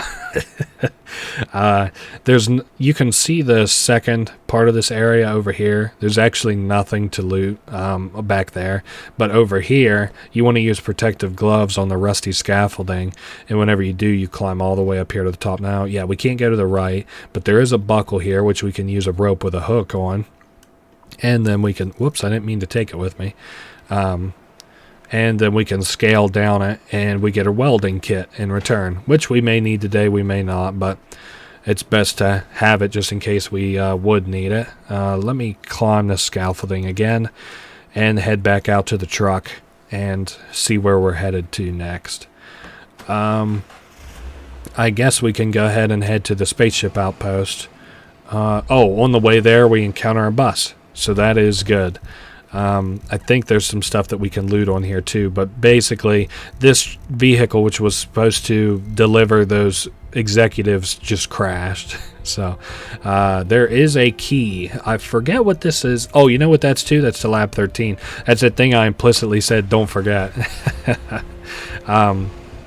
So now we are here at the outpost. We need a couple of things. Let's see what I need. Give me the ID and the screwdriver. I can put up the gloves. I don't need those. I can put up the rifle. I don't need that. And we can head over this way. So there's a corpse which has been burnt to a crisp, melted. Once we step on this defense thing lights up, but we're not going to screw with it just this second. We're going to do it on the return trip. At the top here, you'll see an access panel for this radar. I'm going to go ahead and use this screwdriver on it, and then it will, it's burned. It was a burned duplexer, so we'll have to replace that. Now we can try and enter this base, and we have 5 seconds to fumble with our ID and show it to the computer to turn off that security system. Otherwise, we get burnt to a crisp. So here is a fuse box. You do not direct the power to these little black things, or else you will get shocked, and it also resets all of the positioning of these things. So I'm going to go ahead and just turn it off, and we're going to repath everything else. So I like to kind of do it from either direction. I just find it helps. So you're pathing this power to reach the elevator and not the doormat. Looks like that was not the way to go, so let's try this one instead. That goes over and up and over, and let me turn that away so we don't accidentally shock ourselves on these residuals. And I still can't do anything there. What about... Okay, you know what? We actually probably have to repat this. So it goes over and then up. What am I kind of missing here? I feel like this is like way harder than any time I've ever done this before. So that's going to go over. Well, I need to turn that for sure. It goes... I need to turn that as well. It goes down to the left. We could flip that. Oh, okay. I'm starting to see a path. So it goes over and then down, over again, and we flip this to the side, to the right. Aha! Perfect. So I just want to reiterate here. It goes back and then up. I just want to make sure I don't get shocked, and this is a dud. Goes to the left. So if we flip this, aha, the elevator does work. Kate says, what took you so long? I could not echo your sentiments more, Kate. Sorry, I'm a dunce, apparently. Let's head down in the elevator. They got these automatic lights. So if we go in here, actually, we can flip a switch and ask her what this is. Because it's a trajectory map to go to the moon. And we ask her, please, dear God, tell me we're not going to the moon. She's like, well, we need to do something on the moon. And which is crazy because, you know, the moon's about to crash into the Earth. We're kind of chewing her out. We're like, we just want to leave, dude. And you want to put us on the fucking moon that's going to crash into Earth. And then it's another one of those things where she's like, oh, you just have to trust me, David. You just have to trust me. I really don't like Kate as a character. I think she's kind of boring, but anyway, she explains how Sidereal Plexus is as advanced as it is, and it's because they discovered interdimensional communication. So they have different businesses study different things, and then they share that technology with one another to make leaps and bounds forward. So she mentions that you can transfer your consciousness as well, was one of the things that they had studied and figured out. And the facility to transfer your consciousness is actually up on the moon. Now that is pretty well all to be said about that. Is there anything I can do with this? Whoops, I hit the damn journal again. What's on this piece of paper? Ooh, a chemical formula. That's good. That's very similar to Don't Escape 3 that we did. Here's a presentation materials. Not really anything. Just basically them being like, but what if I didn't get my friend to go? And they're like, oh, don't worry about it. There's an access card. We have a lot of good stuff here. And we have those batteries now too. Here's a fingerprint scanner. It's locked with a fingerprint lock, and you can ask Kate to actually try and unlock it. And we're like, come on, you used to work here. Could you try it? And she's like, yeah, I guess. She's like, it's not going to work. I was a pilot. And he's like, well, humor me. So then it was denied. So I think it's interesting to reflect the trust issues that you probably would have with somebody like this. And hey, look at that. There's a little spaceship out there just for us. Now, we are going to have to get inside and get that thing ready to fire it up. So they took one shuttle and left the other one behind. Probably because that busload of people, got left behind. And then also because there's probably some stuff sort of fucked up with this spaceship. But we're going to mess with it and see what we can do about fixing it up. Crazy that 3 people are going to just barely make their way into space. Let's head down to the control room. This is one of the most helpful areas for figuring out what we need to do. So there's an opening with electronics. There's an extra duplexer in it, which is important. I guess I could probably go ahead and set that up if I'd want to in a minute. So this computer controls the hatch mechanism. Do you want to open the silo's hatch? Yes, because if we don't do this, the spaceship will not take off. The radar screen is busted because the radar is busted. We'll screw with that in just a minute. Don't want to mess with the diagnostic screen. Let's do the air composition control, actually. So this is kind of an interesting puzzle where you have to make all these red lines land in the green.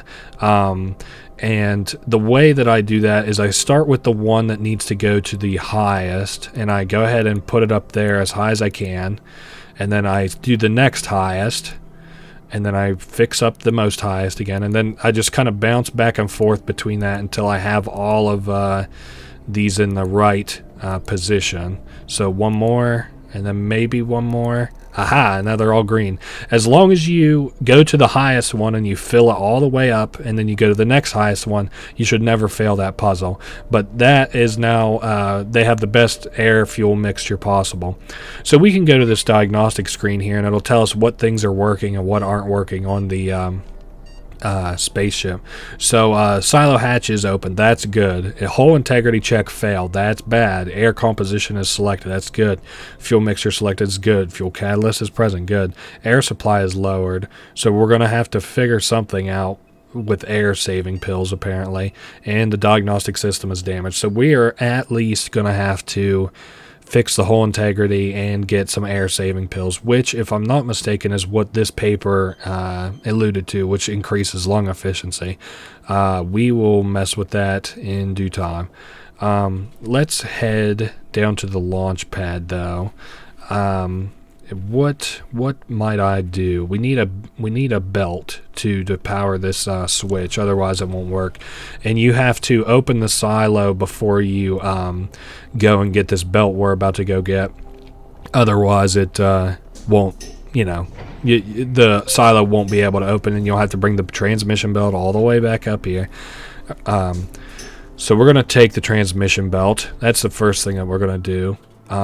We kind of want a few things around here, as a matter of fact. This metal plate, I don't think it'll come into play today, but it might come into play the next time that we have to do this area.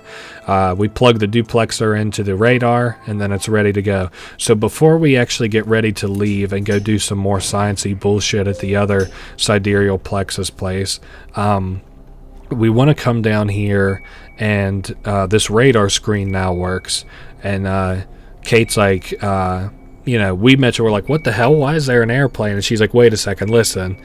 And then she notices that the plane isn't getting any closer or farther away. So it's not airborne. It must have crashed. So their black box or transponder or whatever isn't turned off, and they're actually probably crashed somewhere on the ground. And she translates it to our map. The other thing, I know that I said we'd leave after we did that one thing, but I want to get an idea of which supplies we actually need. So we can head up and into the ship's interior, and we ask her how it looks, and she's like, I don't know about spaceships. I know just as much as you do. I'm just a pilot. So it's pretty simple, though. Anywhere that looks bad will kind of have like a blinking red light. So here's the first one. We need a lithium hydroxide filter. That's fucking interesting. Not the first clue what that might do. We also have a toolbox here, which should give us a glue gun. And then if we use that batteries on the glue gun, we're good. So there's a dangerous looking crack here, and I believe, I don't know if we can we use the welder on that? I don't think so. Let me plug it in just in case. Then we pick the welder. I think I fucked that one up. Okay, let me plug the welder in. Okay, plugged in the welder. It's powered now. I just need some material to weld. Oh, okay, that's what I was goofing up. So we use the metal plate on that wall. It takes 30 minutes, but we closed up the hole in the wall. So we also need auxiliary air tanks. Man, looks like there's a lot of issue with the air on this spaceship. Let me exit out of here. And what was this again? So we need an air filter and a lithium hydroxide filter, or an air tank and a lithium hydroxide filter. That should be easy enough to get our hands on. Let's head to the Sidereal Plexus building. I don't think... Yeah, there's nothing else that I have to do. This is one of the few trips that we're actually going to make back and forth to these areas. So, did I grab the knife? Of course I didn't grab the knife. The knife, very important. Give me the knife, and I'm going to leave the shovel. We want the crowbar. Yeah, we don't need the wrench. No longer need the welding kit. House key is done. The rifle we aren't even really using. Let's head back in. Do I have 13's key? I do have 13's key. Okay, just making sure that we have all the supplies that we actually need to finish everything that I want to do in here. Once again, passing by Barry's corpse, right? We can go ahead and unlock this lab 13, and very similarly to I didn't want to talk to Cody. The way that Don't Escape 3 worked, we have another puzzle here where we have 4 reds, 3 blacks, and 2 blues. 4 reds, 3 blacks, 2 blues. And we also want these vials. We want both sets of those. And then over on the left, we have a chemical mixer. So we can insert these tubes into the chemical mixer. And as it should come to no surprise, 4 red, 3 black, 2 blue. 4 red, 3 black, 2 blue. So just the same way it was before, 4 red. I actually think I already see the solution because there's only 2 ways to get 4 red. And that's to either use this one and this one. Or I'm sorry, this one and these 2, or this one and these 2. So 4 red, 3 black, 2 blue. So that would be this one, and this one. Pretty simple. And then we hit the mixing button. It'll take 15 minutes. And looks like some sort of powder. We can use these pills.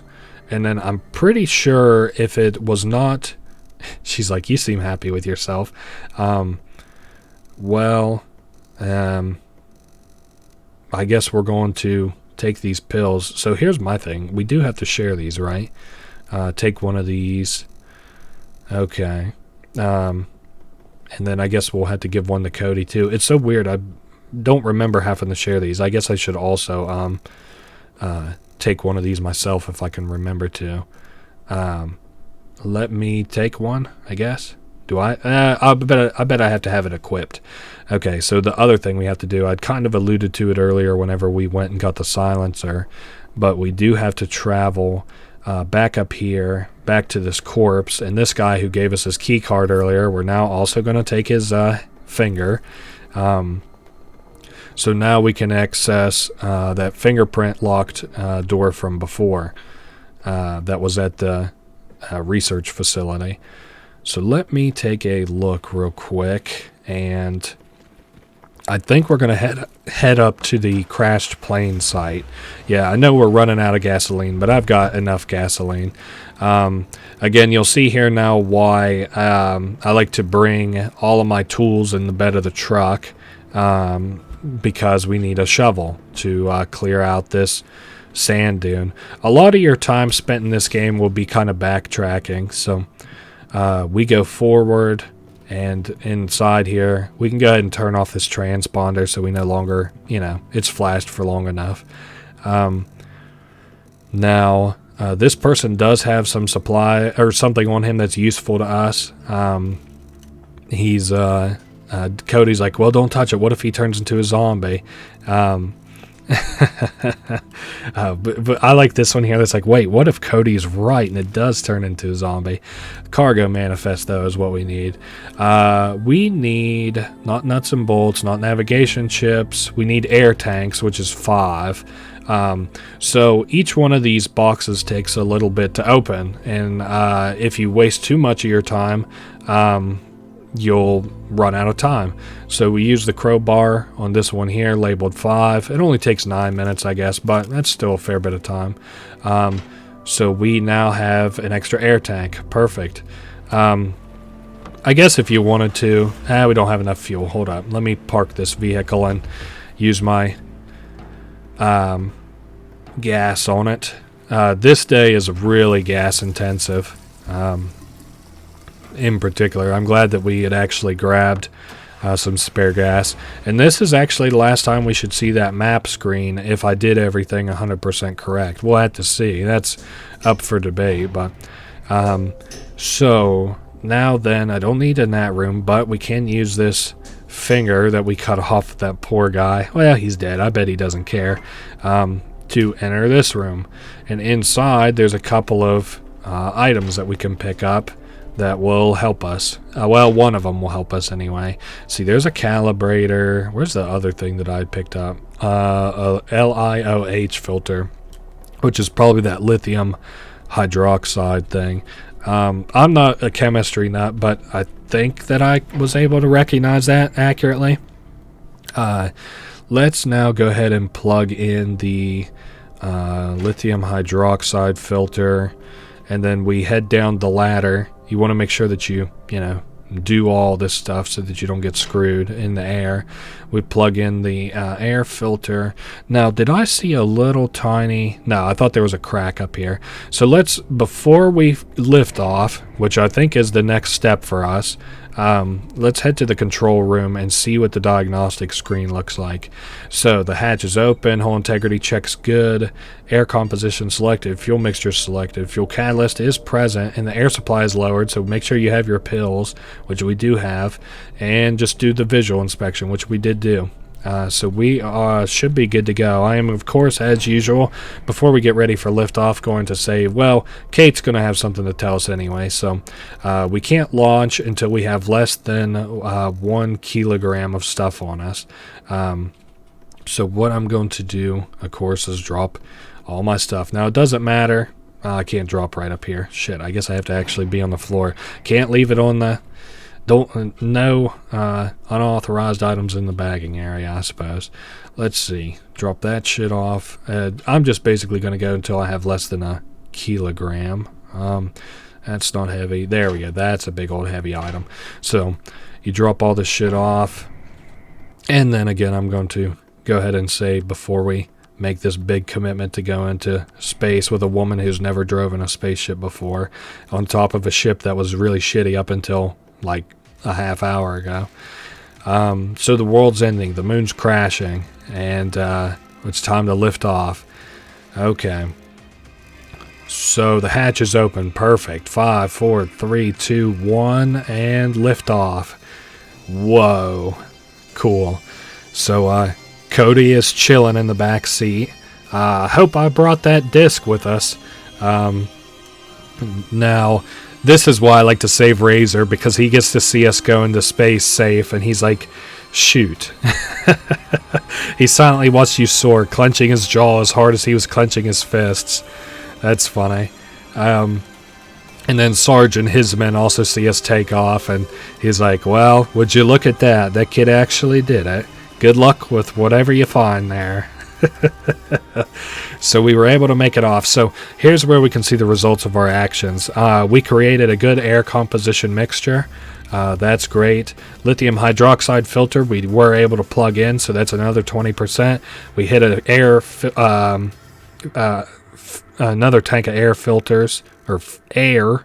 Then we fixed the crack in the hull, and we prepared some pills for everybody, and it reduced the amount of air that we took. Kate took hers, and then Cody also took his. And then finally we made it into orbit, and everybody made it up to space. Well, except for Barry, I guess, but, what can you do? So I really like the pixel art in this game. I really like Scriptwelder's pixel art. I think it looks really fucking pretty.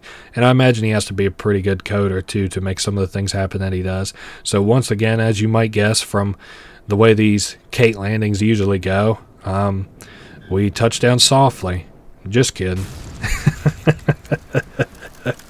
A little crash. I guess, all things considered, at least we landed on the moon, which is a far cry from, I'm sure our initial assumption that we wouldn't make it. So we wake up, we're lying horizontal on the spaceship, so that's not good. We have to talk to Catherine and Cody and make sure that we get them, woke up and ready to go, because we have to move. The spaceship's all kinds of fucked up and wonky now. So we have to get these spacesuits on everybody. I like Cody's spacesuit a lot because it's way too big for him. Watch that animation he does where he adjusts his helmet. I don't know. I think it's funny and kind of cute. So now we are headed to the actual moon base. We have one more puzzle to do before we get there. Once we actually get there, and it is this airlock manual override mechanism. Really fortunate they put this out on the moon, although I suppose they're probably not worried about burglars breaking in. So the way that this works, I don't really like the look of this thing, but basically you make the connector on the left, so you see how it's flush with this pipe?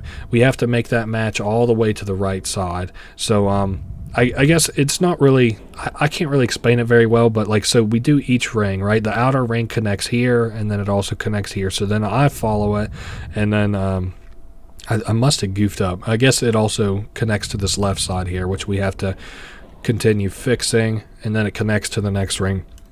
I can't really explain it concisely for a couple of reasons.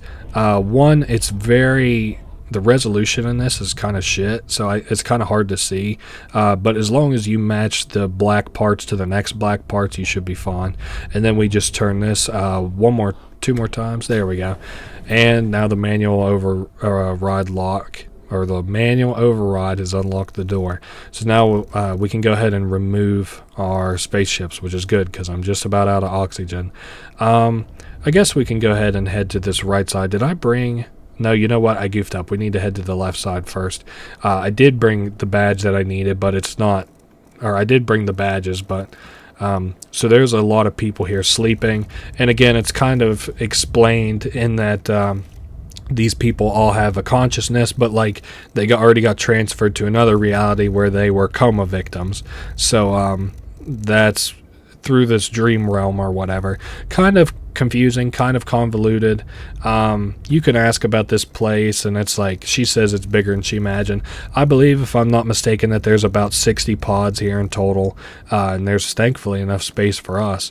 So it's some kind of a hibernation. But these little tubes, or not tubes, I guess squares more like it, transfer your mind to another reality, another you, and there's this realm of dreams that they call it, which is somehow related to the Deep Sleep series, I believe. I haven't played it myself, but at least that's how I hear it described to me.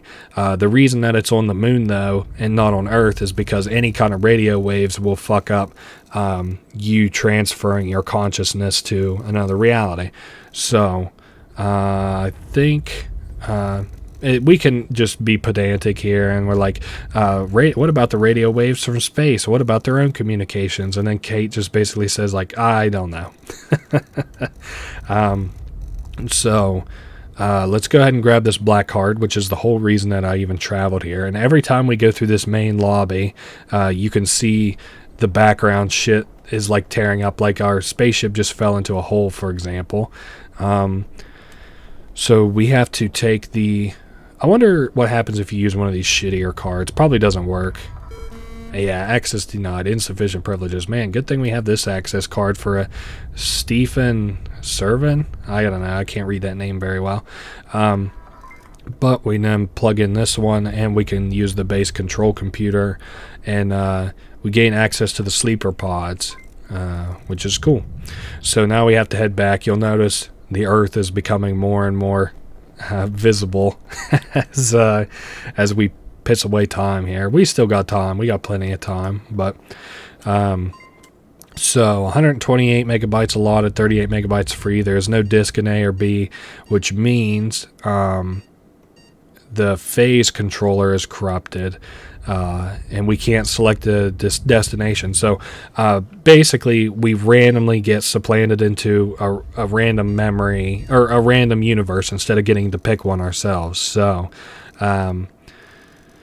that's the simple explanation of it. Let's see. Let's see what she has to say. What's the phase controller? It's a system designed to transmit human consciousness. So what I basically described before is it lets us select a body to move the consciousness to, but because we can't do that, evidently, it's in emergency mode, which randomly picks a random you. In time and space, and then we ask where we'll go, and she's like, well, it's unclear, but what is known is that you probably won't remember much, but hopefully it's a world in which the explosion never happened. We'll have to see. And she says she thought that this had already happened, and we're like, what do you mean this already happened? So it's like maybe these dreams are like a premonition of a world where all this stuff already happened. It gets kind of convoluted. I don't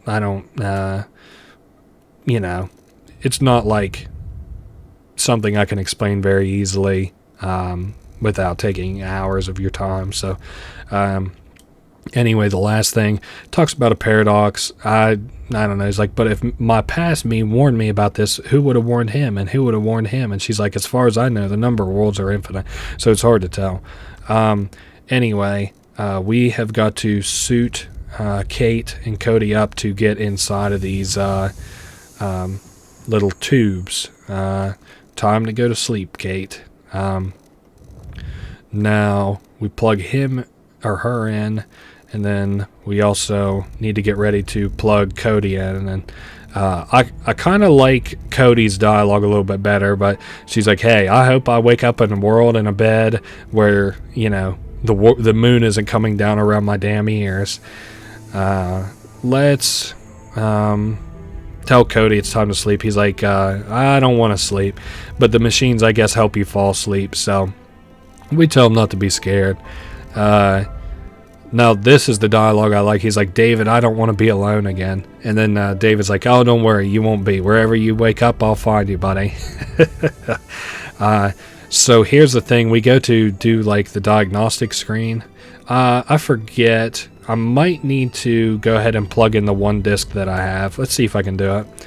Yes. So we plug in one of these, phase controller light, which helps us unlock the secret ending for the next run through that we made.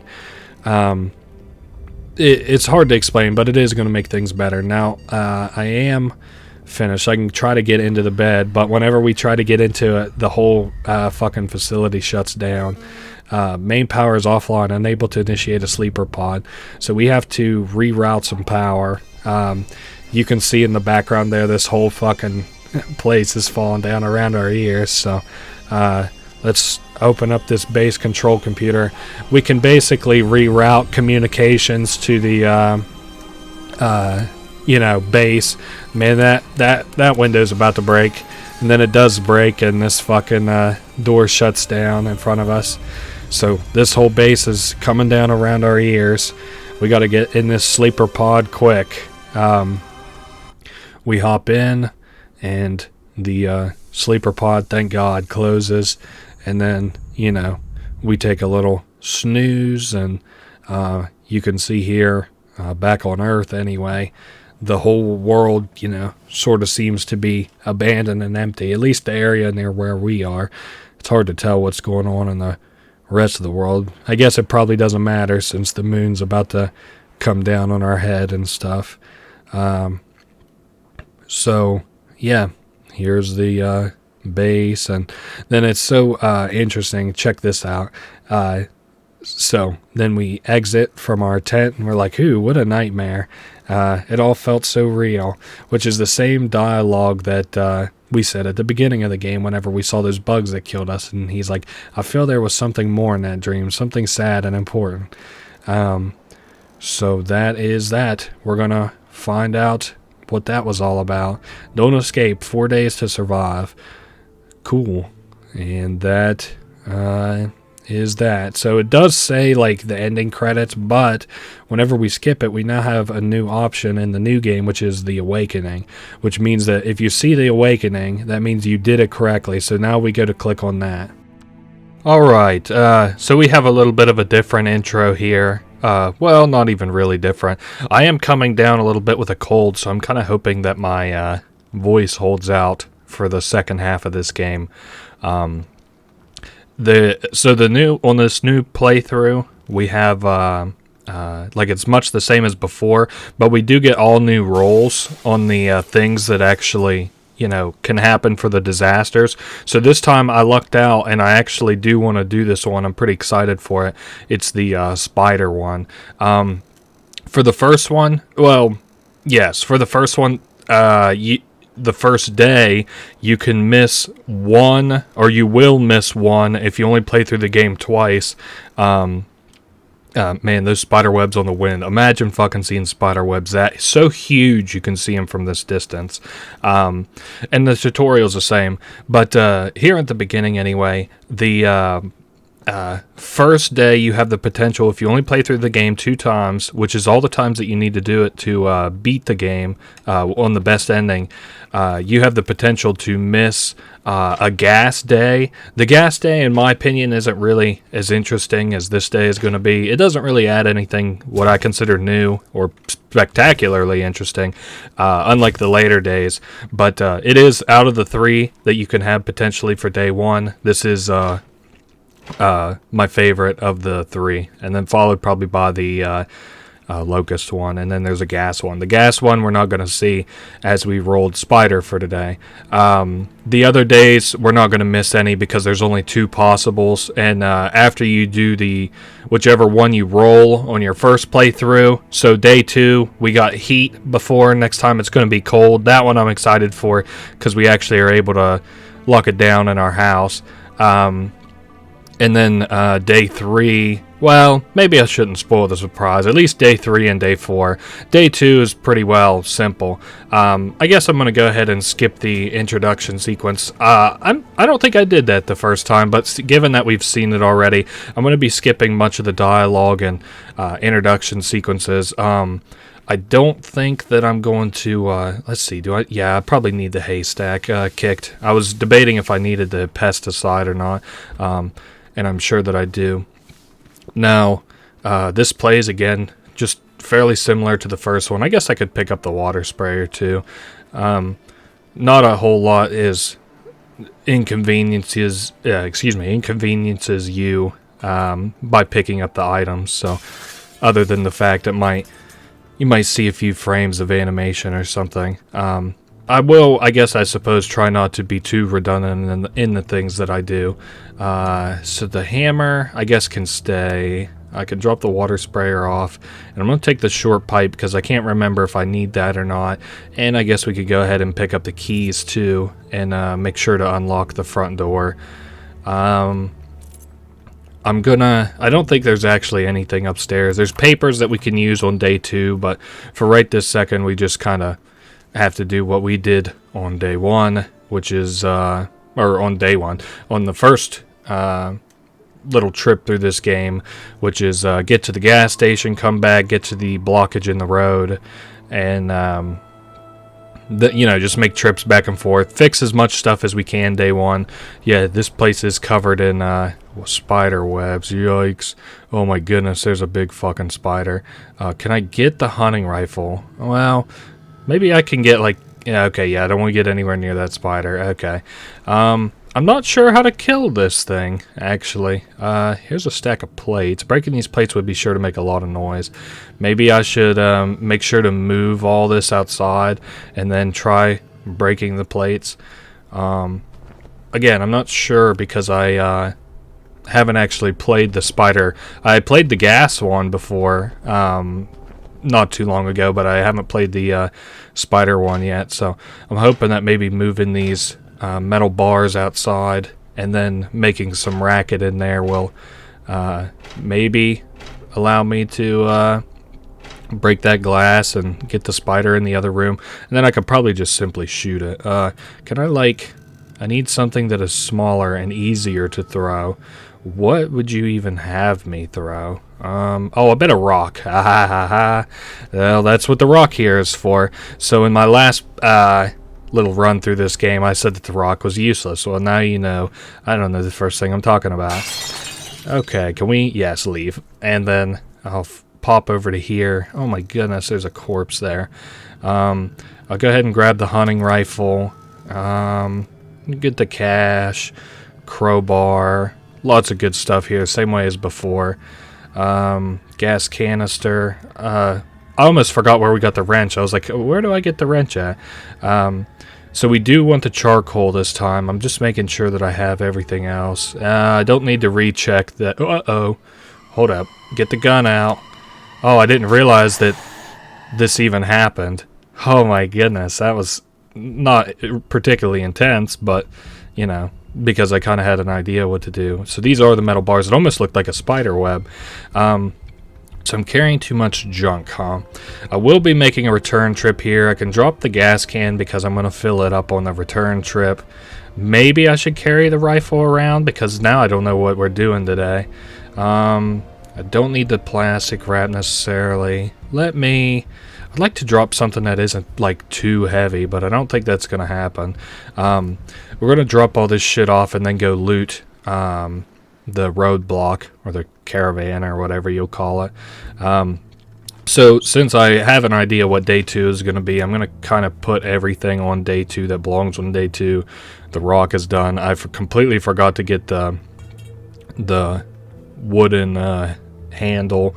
We do want the metal bars, but I don't want them taking up space in my inventory.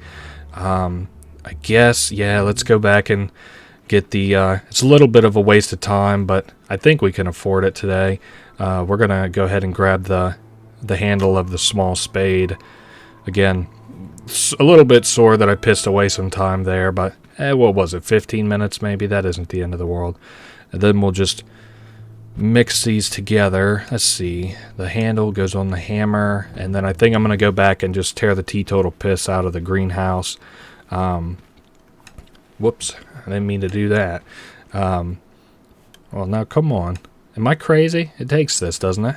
Yeah, that's what I thought. I just must have somehow threaded the needle and not clicked on the greenhouse. I don't remember it being nearly this precise. So we will need the wood actually for day 2 as well. I mean, maybe I shouldn't spoil too much day 2 stuff, but basically anything you could think that we would burn, we burn. I don't really think that there's much else that I can speak to. That's pretty well it. Let's drop this shit off because my inventory is getting cluttered. I would like to carry... Well, maybe I should go ahead and... Well, I can't really put up too many metal bars, can I? Put down all this wood. I'm going to carry around... I think I can afford to carry around the hammer and... a hammer and nails. It's a little bit heavy, but I don't remember anything at the checkpoint or whatever being that heavy. Nothing in here either. I knew I would have to loot up there eventually, so just go ahead and get it out of the way. Stack of papers and a paper clip. Well, it weighs 0 kilograms. I guess I'll bring it with me. I think I have an idea what the paper clip does. I saw something that I didn't know of until recently, and it's that you can build a fucking flamethrower in this game. It just, the only applications to use it are if you fail, and I don't want to show you guys how to fail necessarily. So let me take a look here. Web covered corpses or bite marks on his skin. I hope, let's see. Yeah, I didn't think that was going to happen. Before we could carry the stuff with us. But there's a leaflet here. Again, this is another extermination protocol. You just have to know... Wait a sec. Anyway, we have some scent repellents left in stock. Okay, we'll just have to take that kind of stuff with us. Hold up, it's busted. Let me take the ignition coil with me. Same thing as before. We're just going to have to get some hints about how to deal with these spiders. And, you know, ooh, pair of bear traps. That's cool. I was almost like, where did I leave my crowbar? Oh my god, of course I picked the wrong locker. Looks like that's pesticide, or maybe a A13 or B36. Maybe I can remember. A13, B36. Nah, I'll probably have to take that with me. Or I might, well, this doesn't cost me any time. I can run back and forth. Let me identify which of these pesticides I should be using. So, just taking a look here, because we're going to have to look at the teeth. Let's see what the teeth have to say. Bite marks. Looks like 2 deep ones in the middle and 2 small ones on the outside. How's that end up scaling up? 2 deep ones in the middle, 2 light ones on the side. So that would be B11, right? Let me just double check the corpse. Yeah. So that B11 is what I need. Let's grab that from the thing in here. And I guess there's no reason you couldn't just grab the rest of them if you wanted to, but I'm going to maybe not do that. Well, one, I don't want to confuse myself. Am I done there? I did get the ignition coil, which was something I forgot to do the first time that we played, or the first playthrough. Do I have tape either? I don't think I've grabbed the tape yet. Wait, actually, I'm not sure where we get the tape this playthrough. Did I not open all the locker things? I might go pop back and just take a look at that, but for now, let's put the pesticide in. Let's put the ignition coil in the vehicle, and I also need a tire too, but now we have the wrench so that we can actually do that. Oh, I guess I forgot. I'm getting a little bit ahead of myself. This is what happens on your second playthroughs, is getting a litrough bit ahead of yourself. Let's put the ignition coil in now, and then let's go set these bear traps up. If the other playthrough was any indication, these are gonna catch us some prey tonight, hopefully. Sticky note is fine. Let's go put this back in here. I want to bring the wrench, want to bring the hammer and nails. Leave the paper clip, pest control. I can leave the house keys for just a second. Again, I don't want to clutter up my inventory too much. I am going to pop back to the truck just super quick to make sure that I didn't miss the tape. You know what? I did fucking miss the tape. I even said, like, oh, I used the crowbar on the wrong locker. What a dunce. Alright, there is the duct tape. Thank God. I don't think we actually need duct tape for tonight because we use metal bars for tonight, but hey. So what? Yeah, so we got to go to the back to use that duct tape. I guess I could have went and got the gasoline and stuff first, but it don't really matter. I'm going to tape that up. We are sort of running out of time, and I might want to start laying these metal bars down just in case. Well, I'll lay one metal bar down. I just realized that I, again, don't have all the metal bars on me. I'm just worried about not having enough time to block up these windows, which is the real important part, is to make sure that you have these steel bars on the windows. Now, am I good to go? I don't really need to bring the tape with me. Fuck it. It's kind of a waste of time. I think I should be able to bring most stuff with me. Let's go ahead and build up this. I need nails to do this. What did I... Oh my goodness. I'm fumbling the bag. It's... we'll blame it on me coming down with a cold, I guess. Take the nails. And then what else did I want? Please, dear God, don't let me forget. We got that. Oh yeah, we could drop the duct tape off, which is what I said. Otherwise, let's just... let's try our best to... just limp past the finish line on this fucking second playthrough, please. I guess it's the redundancy maybe that's kind of getting me. It's not like boring or anything. This game is a lot of fun, but it's just like you see how many times I'm like fucking up doing the same thing over and over and over again. The gas can, and I already collected everything inside. Let me fill this up with gasoline before I decide what to bring back. Laying down the gas canister and the wrench. I wonder... Oh, I also have to get that tire on the way back too. Don't want to forget that. And Let's grab these metal bars. I don't know if I'll be able to... Yeah, 6.5 kilograms. What could I drop? That doesn't even make 6.5 kilograms. Wait, why doesn't it make 6.5? Oh, because... You know what? I gotcha. Let's do this. Can I take... Drop the hammer. I want to make sure I don't drop this shit where I'll never find it again. And then now I can afford to bring the metal bars. How much was the crowbar? Okay, just a little bit too heavy. Plastic wrap is fine. The hammer, shit. Well, let's hope I don't get to the house and realize I don't have enough time to go get the hammer. We're going to be cutting this one kind of close because I'm playing a little bit like an idiot today. Metal bars, lay those there for right this second. We have the gasoline, which I don't think it costs any time to fill up the truck with gasoline. Let's use the gasoline on the generator so that I can get this pesticide rolling. Start the gen, set it to the water pump, and then, you know, pull start as before. Nothing new here. And then set up the efficiency. Once again, I just set it to overnight mist spray and then kind of click around randomly a little bit for a minute until I have an answer. This is probably, you know, can be done way better than the way that I'm doing it, but hey, whenever you're an idiot, you just got to kind of make do. What if I do that? Flip some of these. I'm trying not to... I'll cut this if it goes on for, like, painfully long, but I don't think it will. They used to have this similar puzzle in a Freddy Krueger game, and I remember it was, like, way bigger. It was like a fucking... I don't know. Like a... maybe like a 8x8 or something, and I remember thinking it was just like wildly hard. This one should not be hard. This is not a very difficult game. There we go.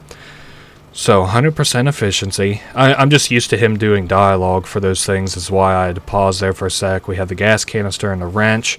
This time, whenever we go back, not only should we be able to get everything, I don't know if I can get that tire though. Let's do the gas station first. Uh-oh. How much time we got? 2 hours, 57 minutes. We hopefully have enough time. We can definitely carry all the plastic wrap. And I guess on the back, we'll see if I have time for the tire. Again, we're really doing this one by the skin of our teeth, fellas.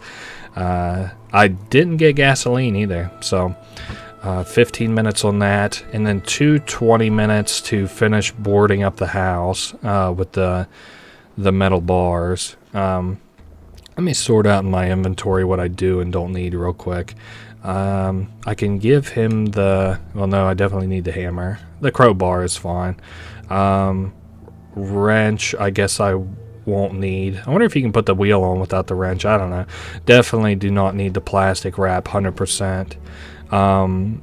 So to do this, I'll need the metal bars.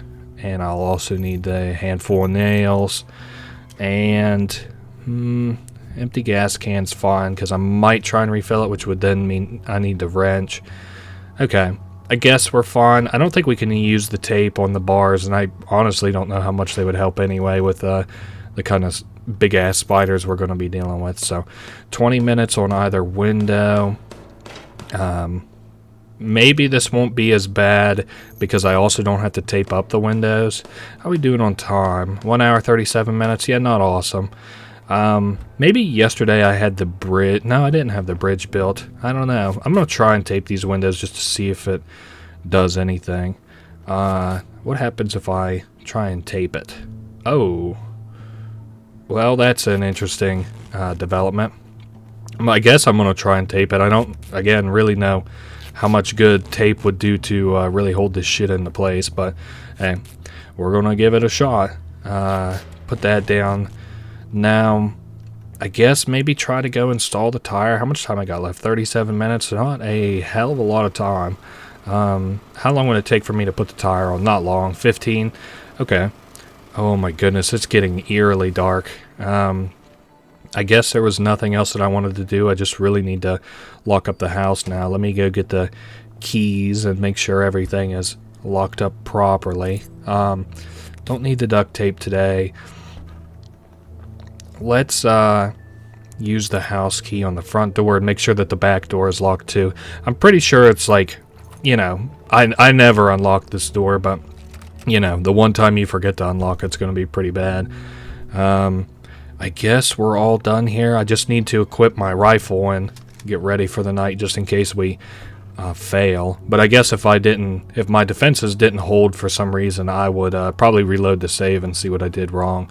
But let's go ahead and click to finish the day, equip the rifle. 20 spiders, that ain't too bad. They followed our scent. The automated sprinkler was, it kicks off. So we started with 20 spiders. What did I just do? Worked perfectly, covering the air with dense mist. The spiders were not afraid of water at all. Okay, there was a repellent mixed in. I was like, I know I didn't fuck that up. Placed 2 traps, killed 2 spiders. Front door was closed, keeping away all the spiders that would have entered it. Same on the back. Same on the top. Well, this is kind of problematic. 4 tried to enter in the top windows, it looks like. So did we successfully do it? That's all of them. Fended off the spiders before they entered the house. Went to bed early, and we got plus 5 kilogram. Nice. This today is going to be shorter too because I'm going to be skipping through all of Kate, Cody's, and Barry's dialogue. I don't see a reason to really humor them today. Now, I do hope that I was right and that you can't roll the same because I do want to have a cold day. I fucking love today is a cold day. I don't know. Just something about it is kind of fun to me. So, of course, you know, Kate crashes into the roof. Do I have the inventory? Yeah, I can loot a little bit up here. I wasn't so sure if I did or not. We need the extension cord. We actually need a lot of the same supplies as we did from the last time that we played as well. Let me try and skip through most of this dialogue. This is part of the reason that I have the dialogue so fast. That and the dialogue is, I don't know. I don't like to wait for it to type through all the dialogue before I can read it, but I guess I'm kind of a quick reader. I hope that doesn't penalize the Let's Play any as I try and explain it to you. I hope you aren't trying to read super closely, at least the first run through of this game. The second run through, you know, not so much. Now, I guess it should be noted that you don't remember the events of the first run through that we did, but that's not the way that it is forever. So show your map. Oh yes, she'll mark us those new locations, the restaurant and Barry's house, and I think we maybe talk about our dreams twice, and then that's all that we have to say to Kate.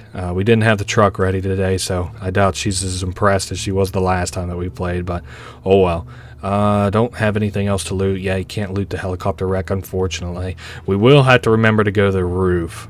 Super important we do that. I also have to take those nails out, but I may wait just a hot second to do that. I would like to get this truck up and running first.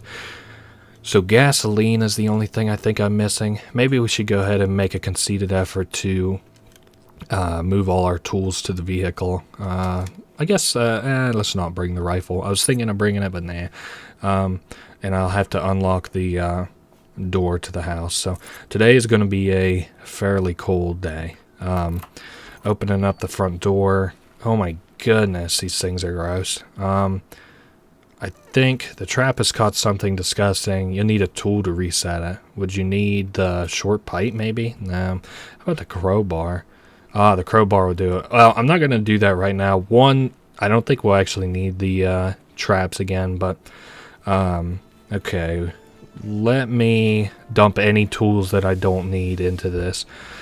Short pipe, crowbar, hammer, screwdriver, and keys. I don't think we'll need the traps, but we'll see on day 3. Again, hoping that we get the rolls that I want. Headed to the gas station now so that we can get that cool gasolina.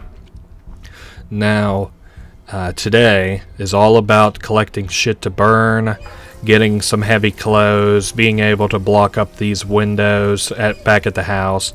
And to do that, we'll have to make sure that we have enough nails. So I'm probably not going to... Oh, shit. I do want to build the bridge up, though. Hold up.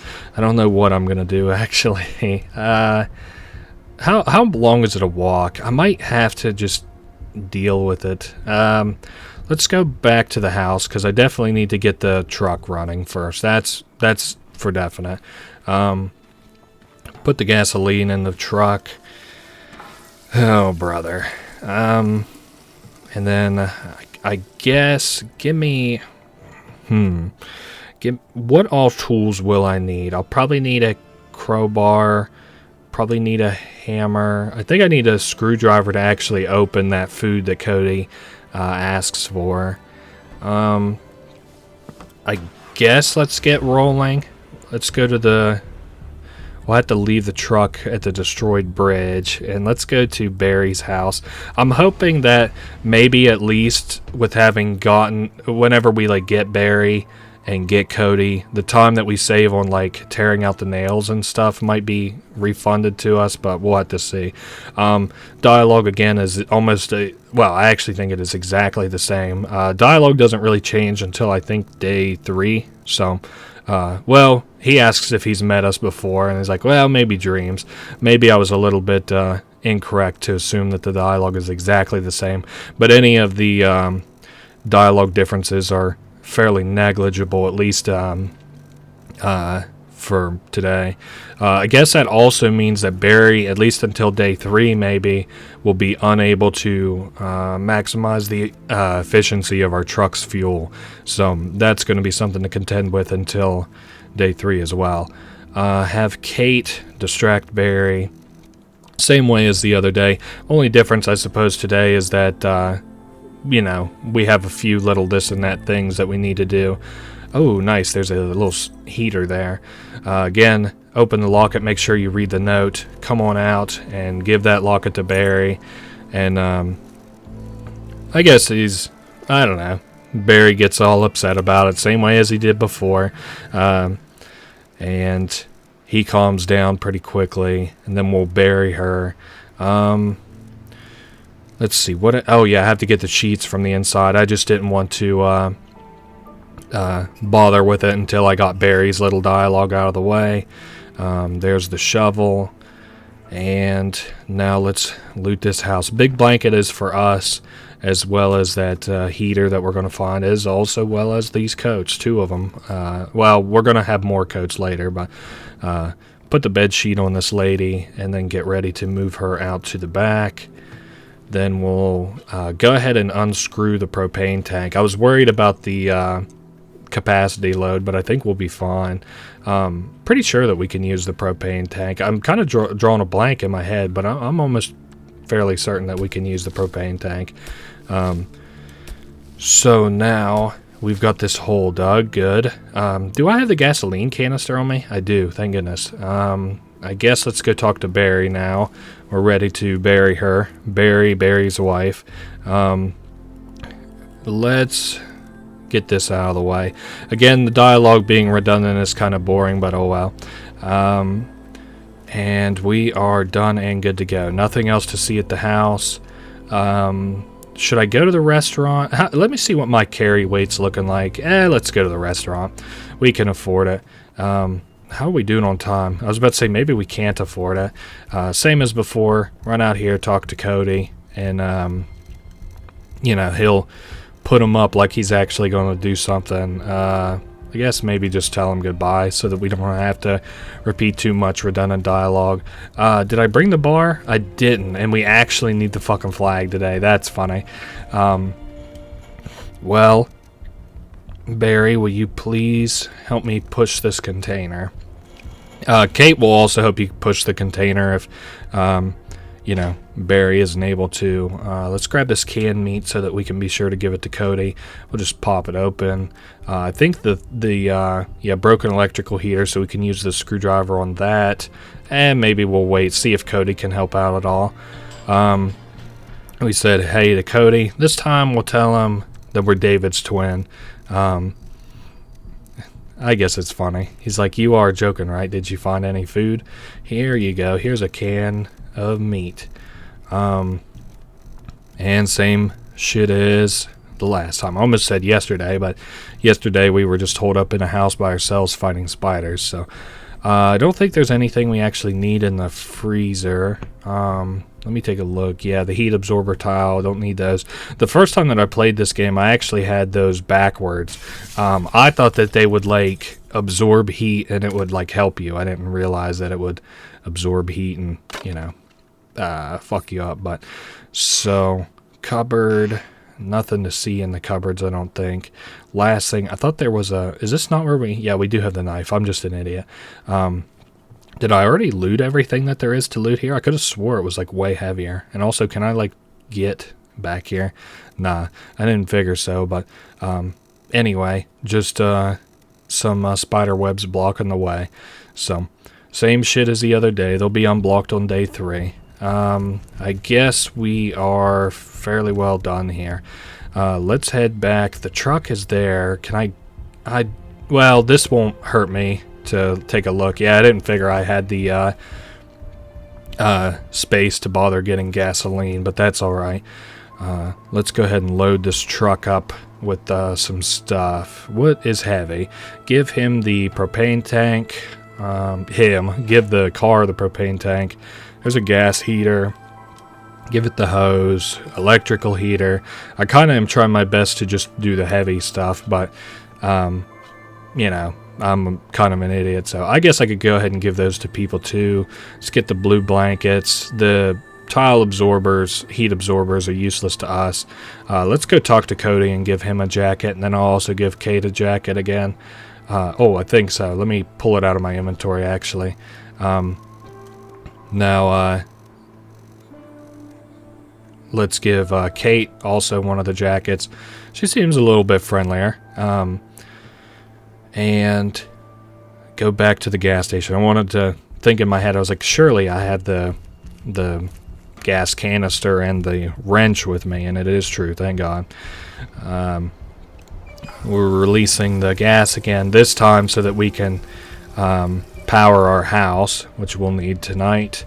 Back to the truck. Or, wait, I know I needed to do something at the restaurant, but I didn't bring the right tool for it.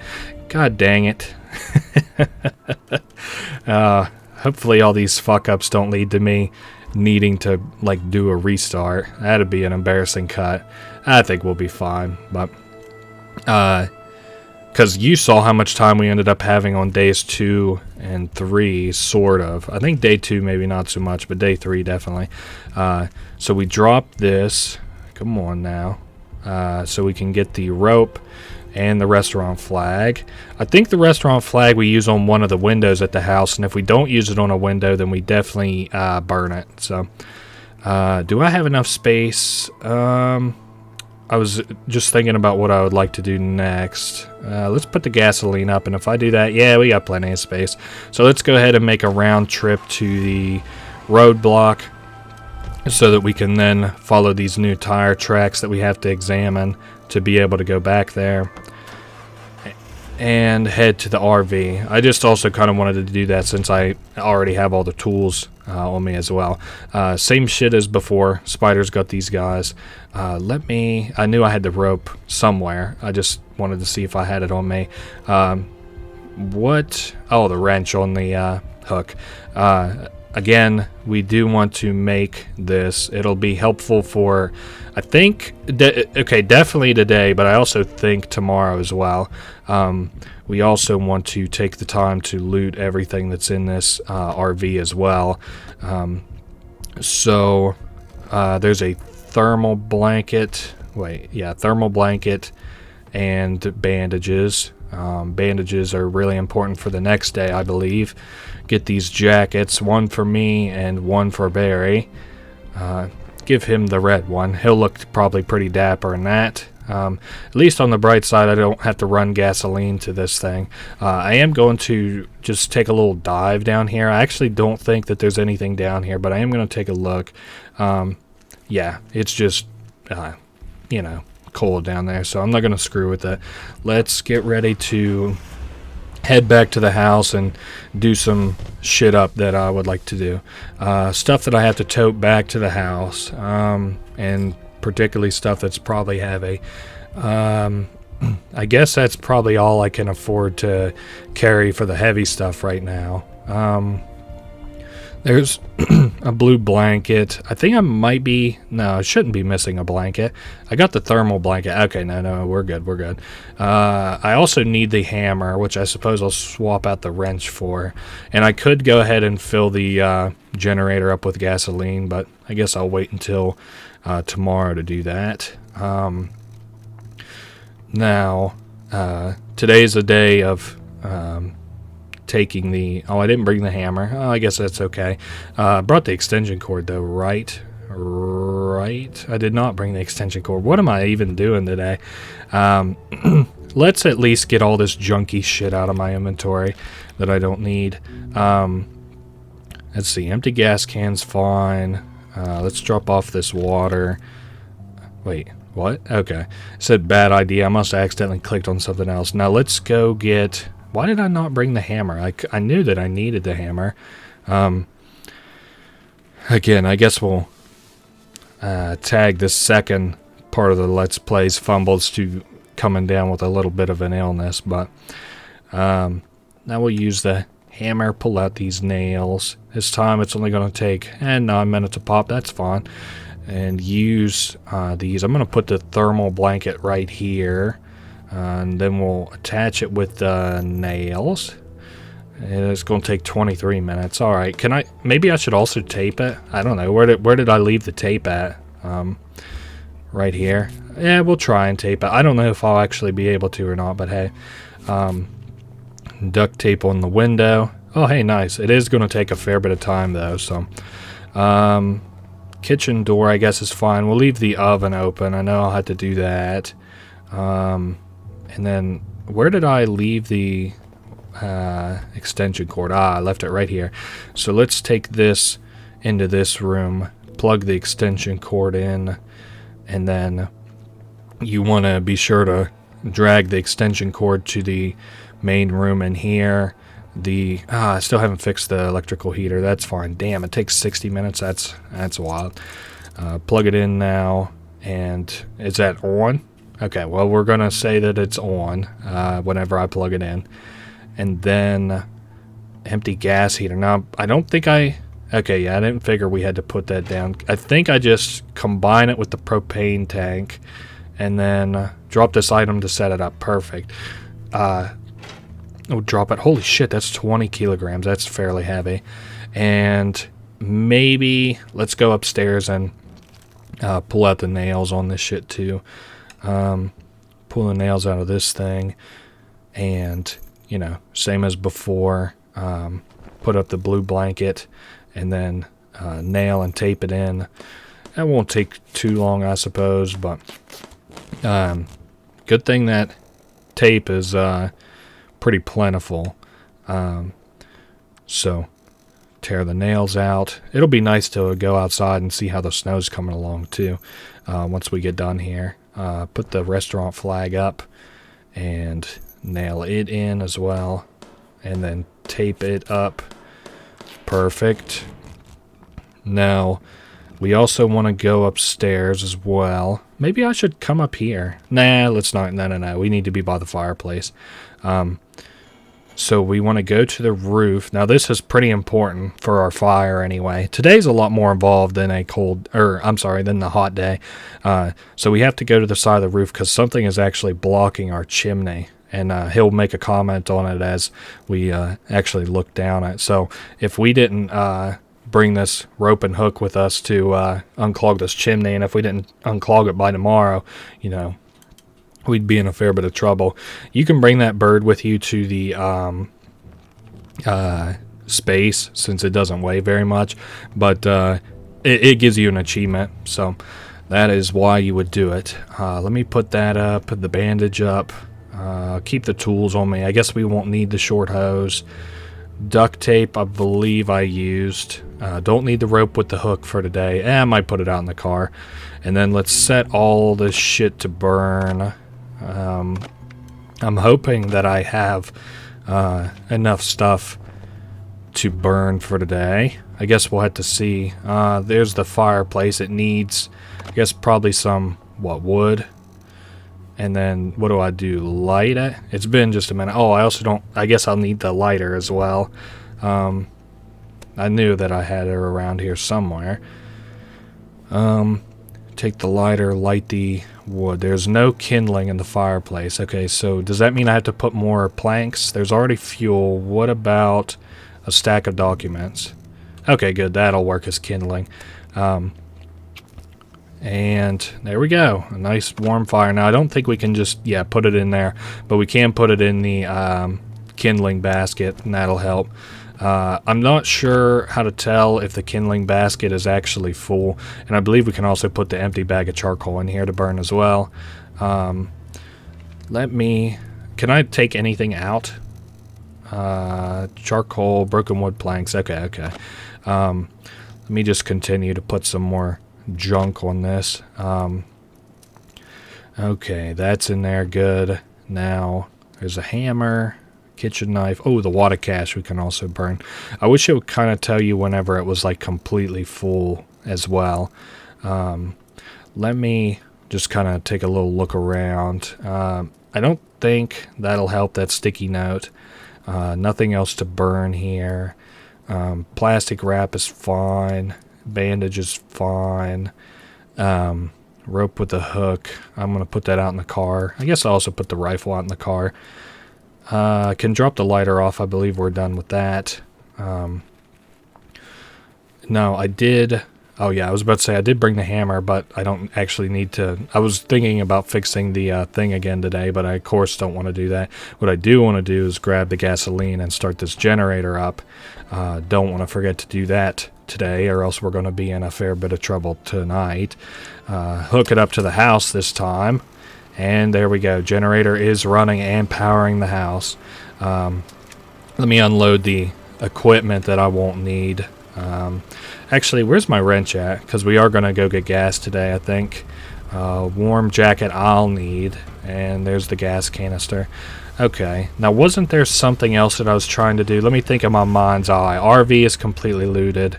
Roadblock completely looted. Destroyed bridge is looted to my knowledge. Gas station, might need to do something. Did I have to... I don't think so. Well, we're going to do one little loop around. Least I could do is get gas today before... Oh, you know what I was looking for? I was looking for a another thing to plug the hole that's actually in our roof. That I'm a little bit concerned about because there's a hole, obviously, to the roof as well. Let me see. I doubt it's at the restaurant. Yeah, we can't get this one in the background. I guess that's probably a proper sign anyway. And we did already loot all this shit. Nothing in the door. I really hope that doesn't come back to bite us in the ass. I think we'll live. I don't think our guys will die or anything, but I do think that we probably won't get the capacity upgrade. But it's not going to be for not trying, for sure. That's fine. Nothing to see in here. Painting. Nothing in the back either. Let's go to... I guess maybe back to the truck real quick, and then I'm going to go check the RV one last time before we call it a night. And I didn't even bother to get the gas. Man, what am I even doing, dog? First aid kit, nothing to see there. I'm just... Oh, there is a big blanket. Nice. Perfect. Let's take this truck back to the bridge. I got time. And then... head over and get our gas so I can at least be ready for tomorrow, in case I would need to use gas for anything of particular importance. Gas can down, and then use the wrench on it. So today is going to actually probably go pretty nice, all things considered. Pick back up our full gas tank, and then pick up our truck on the way home.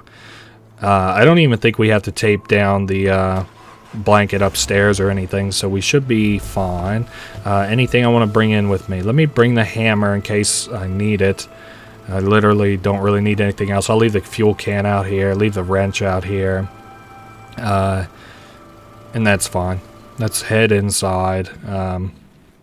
I don't think we even need to like lock the lock the door or anything, because, you know, nothing's going to try and beat its way in other than the cold, I suppose. So heat rises, of course, and this is a perfect place for it to escape to. So we're going to put the green blanket down. Again, I don't think covering this with some cloth should be sufficient. Okay, no need to do anything else with it, so that's fine. We do have the blanket over top of it. Just want to make sure, yeah, we're good over here too. Nice. Let's go into this room and save and hope that... Wait, I can't take the extension cord. Yes, I don't know why you would ever think that I would want to take the extension cord with me, but hey. Let's skip to the night. Wear a warm jacket. Okay, 100% cold.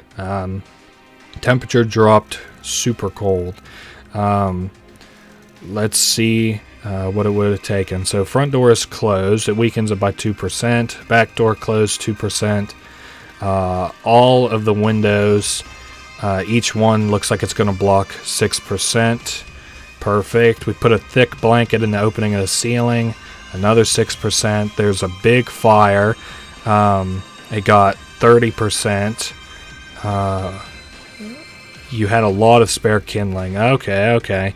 Didn't lose any heat at all. That's awesome. Kept the fire going till dawn. We turned on the oven. It was in the kitchen, so we weren't staying in that room. It was less effective, but that's fine. This other room that we're in is way more worth it. Drops it by 7%. The electric heater drops it by 22%. And then finally this portable gas heater, which is way more powerful than that, blocked 24% of it. So we actually had a pretty comfortable night, I would say, all things considered. Yeah, so plus 5 kilograms to carry bonus. Now let's make sure... Oh, wait, we need to go upstairs. Yes. This is what we need to do today for sure. Don't want to forget to do this. This is how you unlock the best ending. So if you save Barry, if you save Cody, Barry's wife is the one that actually talks to you in this dream, which this is really, really fucking cool. So let's go talk to Maggie, and she's like, hey, we tell her that she tells us that we're dreaming, and that we, buried her. She's thankful for it, I suppose. Even in the wake of an apocalypse, she still appreciates the niceties. It is a dream. So I've been here before, but our memory's failing us, I guess. Now, I guess this stuff can lead to dementia. That's interesting. Barry is her husband, which we feel reason to mention it to her. I guess the thing is, like, a lot of the shit is spoken in riddles that I don't really understand. She's like talking about how she's an echo or something, but now she warns us to convince him whenever we go do what we're going to do to stay at the base of it. So you care for your friends, you're a good man. She just is giving us some advice to save her husband. Don't let him go to the Sam tomb. Tell him to wait. Don't worry, we're going to do that. Uh-oh, who's this on the left? She warns us to run, and tell Barry that, she loves him. Now we do want to run away from that thing. I wonder what happens can we go back upstairs? This probably leads to an instant death. Nah, we can't go back up. Okay. But yeah, that thing can try and take over your body. It's from Scriptwelder's other series, Deep Sleep. It's cool. He's got like a big, like a universe thing going on. Oh yeah, also we got rained on and struck with lightning. So, now, another bad dream. Man, our fucking house just gets more and more torn up by the day. Rain was burning. It was like acid, lightning striking all around. Okay. I guess, is he saying the same zombie shit? Yes, dozens of zombies. Okay, well, I'm not fucking with that. But we are going to tell Barry. I think we can tell him that it wasn't his fault, like his wife asked us to now. But, I don't think that we can tell him about the sand dune just yet. Now, I'm interested to see David tells him the things that his wife asked him. He's like, I don't know why we're talking about this, man. I'm just going to clean up the house real quick. To do that, we have to bring the extension cord back in. And I'm going to put all this shit up. Thankfully, the empty gas heater doesn't weigh nearly as much as it did the other day, because now it's empty, of course. Don't need the warm jacket either. I think we're going to, for sure, put the plastic wrap up, which I guess I might go ahead and do. Probably have to use the tape for that, too. And we are going to need the bandage today. And I guess that is good enough for now. Let's set to work. Use the hammer to take down these, nails, and then just use it almost immediately to put there's something else in the window. Does it not? Oh, okay. We can just remove it easy as that. Oh, and we get to keep the thermal blanket. That's kind of interesting, I guess. This time, though, I'm pretty sure we want to actually put this plastic wrap up. I know that the acid rain probably isn't going to do, well, this isn't going to do much to stop the acid rain, but, it's something, I guess. Tear out these loose, shitty nails. I wonder if maybe it wouldn't be more advantageous to, leave the cloth up and just put in the nails and the duct tape. Probably not, if I had to guess, but I am probably going to leave the cloth upstairs if I can help it. That's covering the little hatch that leads to the roof, but I don't, again, know if that helps with anything or not. Put the plastic wrap up, put the nails in it, put the duct tape in it. You guys know the shtick by now. Headed back downstairs. I don't think there's anything I have to do upstairs for right this second, and I did I think I put the duct tape on. I just wanted to make sure it wasn't yesterday's duct tape that I wasn't looking at by mistake. I didn't bother to lock the front door, so that's good.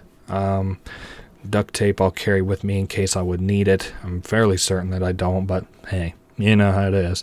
I do have the knife out in the car, but again, that doesn't really help me much today. We might need a generator. I'm not sure. Okay, well, hold up. I wanted to take a second to look here real quick. Let me bring everything with me that I might need. Give me I don't think I can use the knife. We'll need the bandage. I'm going to take the rifle as well. I don't think I'll need the gas canister. I think we're fine otherwise. So everywhere to look at. We shouldn't have to go to the RV. Shouldn't need anything at the roadblock. We're going to get stopped at the bridge. We are going to visit... Well, I don't necessarily need to go to the gas station. Maybe I should just go to the Sidereal Plexus place first. I think that's what I'm going to do, actually. Yeah, we're good on the inventory. I just wanted to make triple-double sure. Now, it does take a lot longer to get to this facility, so going to have to keep that in mind. Man, I would like to... Oh, wait, we can just skip this dialogue. No more questions. Now, let's talk to Barry, because I'm hoping I can talk to him here.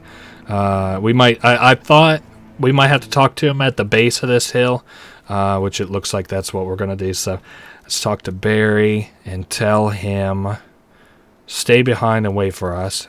Could you wait for us by the road? He says, yeah, he can do that. He's going to wait by the road. All right, so we'll go up the sand dune the same way that we did before. And looks like it's going to take 5 minutes. Oh, well, we can deal with that.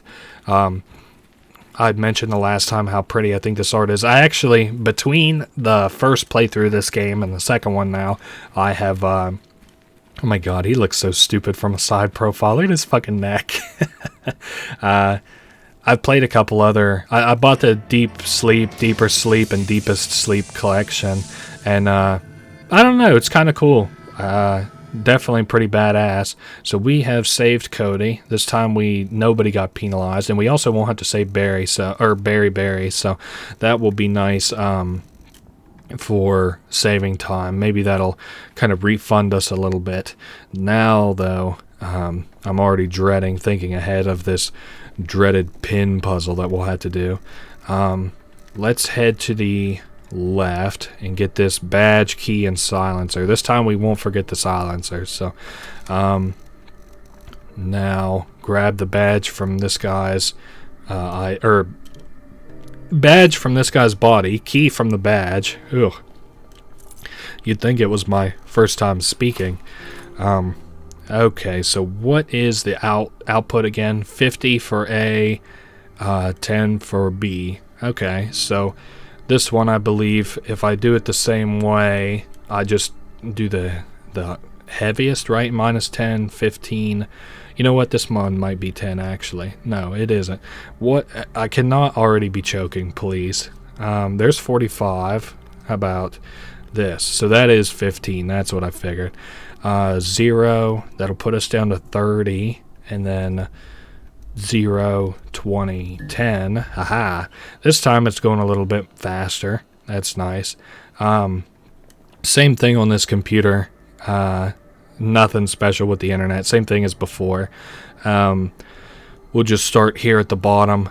We don't have to bother reading any of these emails. We just grab the maps. I'm not sure if the extensions are always available at the bottom, but I'm not going to chance it. I'm just going to go through each of them, go to the last page, and then download the documents. I wonder what a BMP map or .bmp file is. I assume it's grounded in reality. I wonder if it's like a map file. Here's another Catherine. That Catherine Mayweather email again. Now we are finished. Now let me go back and look at the pins.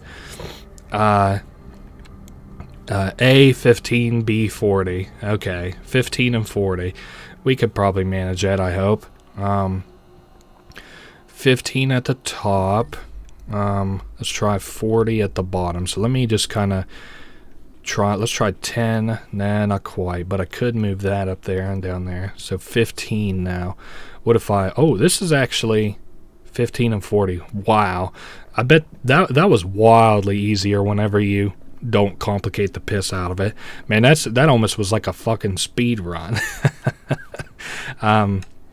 We'll bash this thing in here. I'll have to come back up here with Barry in just a minute. So I'm not going to bother doing the vent just yet, I don't think. Put that hose down. Actually, I'm just going to interact with the vent and the pipe so that I can get the dialogues whenever I bring the whole crew back up here. So let's go down. You know, again, thank goodness at least nobody got hurt today. Barry didn't get hurt. Cody didn't get hurt. So again, nothing to really see in and around here. I wanted to make sure there's nothing that I have to loot. Today is kind of a special-ish day. I mean, it's not even special. It's just I'm not 200% sure how to beat it. Hey, good. Kate told Barry that you know what happened, and he's like, "Did you see that in your dreams?" And we say, "Yep." Now then, we found a map. Now, she doesn't want to launch with the thunder and the wind blowing and shit, so she wants to stay through the storm. Same thing, just need a reason to stay. Now, what else? Oh, yes, of course, the big fucking thing that we saved everybody for so that we could save, you know, everything. We go back to the elevator shaft with this hose and climb it. Now we'll have to wait for these guys to stop moving. Let's talk to Barry first and have him move this pipe. And so we move it and actually knock it out of the way. Same thing with Cody, but with the vent this time. And actually, we'll probably get some time saved. I don't think tomorrow, but at least today on... shit, I don't draw a blank. On digging holes and stuff, which I'm pretty sure we have to do today. There's another floppy disk. This time there's a, let's see, memory boost, MEM boost. Okay, I want to bring both of these with me from now on, so I'll put those in the bottom right. And then we'll pull this fax machine. I just want to make sure that I have all of the paperwork available, you know, if anybody would like to pause and read through it. But this series is really cool. It's just well, it's not a shame. It's all the accessibility and knowledge is very important, I feel. But it's a shame that I didn't make a video on this because, dude, the guy who did make a video on this, his video is fucking awesome. Where he covers all the lore and shit and the extended universe of this game. So cool. So let me... Whoa, we're not going anywhere, brother. Give me the shovel. And I think we should be good. I don't even need these. Oh, good. It isn't even going to give us the bear traps. Though we do have to come back for that tall tree. But we can't fuck with it just right this second. Because we have to do a few things in here first. So, move this couch over to the side. Same thing as before. Use the shovel on the antlers. And then grab all of this stuff from in here. Revolver. Ammunition for the rifle. Ammunition for the revolver. It's empty. See what's in this other room. I don't remember. I don't think there's anything in here that can particularly help us. Oh, there's wood sealer and wooden boards. Oh, well, there's that, I guess. I did bring the truck, though, so that's nice. How are we doing on weight? Oh, we are fucking flush on weight. Not the broken window. Get the wooden board, you dunce.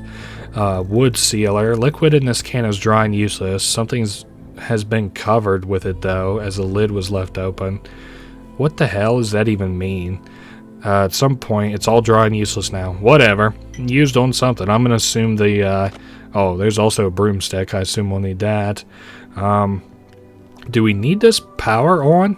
I guess not. I don't know. Sorry, I'm getting a little bit in my head here. Let me drop this shit off in the cargo box. Because we are getting full up. Put that up. I don't think we'll need the hammer or like the knife. I'm going to put the silencer on the gun, I guess. I don't think we need it again, but whatever. Let's put the... I don't think we need the duct tape. You know what I do need, though, I think? We're going to stop by at the house because I want to grab the rope. And I'm also going to go ahead and put the gas canister in my inventory. Use it to top up the truck. And... then we're gonna give me the wrench also, and let's go swap out inventory a little bit, I guess, because I want this rope with let's see, don't we? Am I tripping, or do we not have fucking rope with a hook on it, or is it like actually out in the truck and I'm just crazy? I also saw some lightning flash there. That was kind of scary. Is it? Oh, yeah, I did leave it in the truck. Okay, well, I'm still glad that we stopped. What do I definitely not need? I definitely don't need the shovel. I might need the revolver. I'm not sure. I just don't want my shit to be cluttered up with inventory spaces. Or, you know, cluttered up with useless inventory spaces. I guess we could go ahead and drive up to the bridge now. We are kind of running out of time, which is a little bit dicey. Nothing else to see there, I guess. So we get to meet... some familiar faces today here at the restaurant. There are some soldiers, hands in the air. They're worried that we're looters. Now,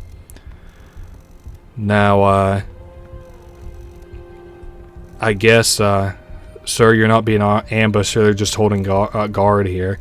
Now we're going to go talk to Sarge, who doesn't remember us, but he still thinks, I think he's still friendly.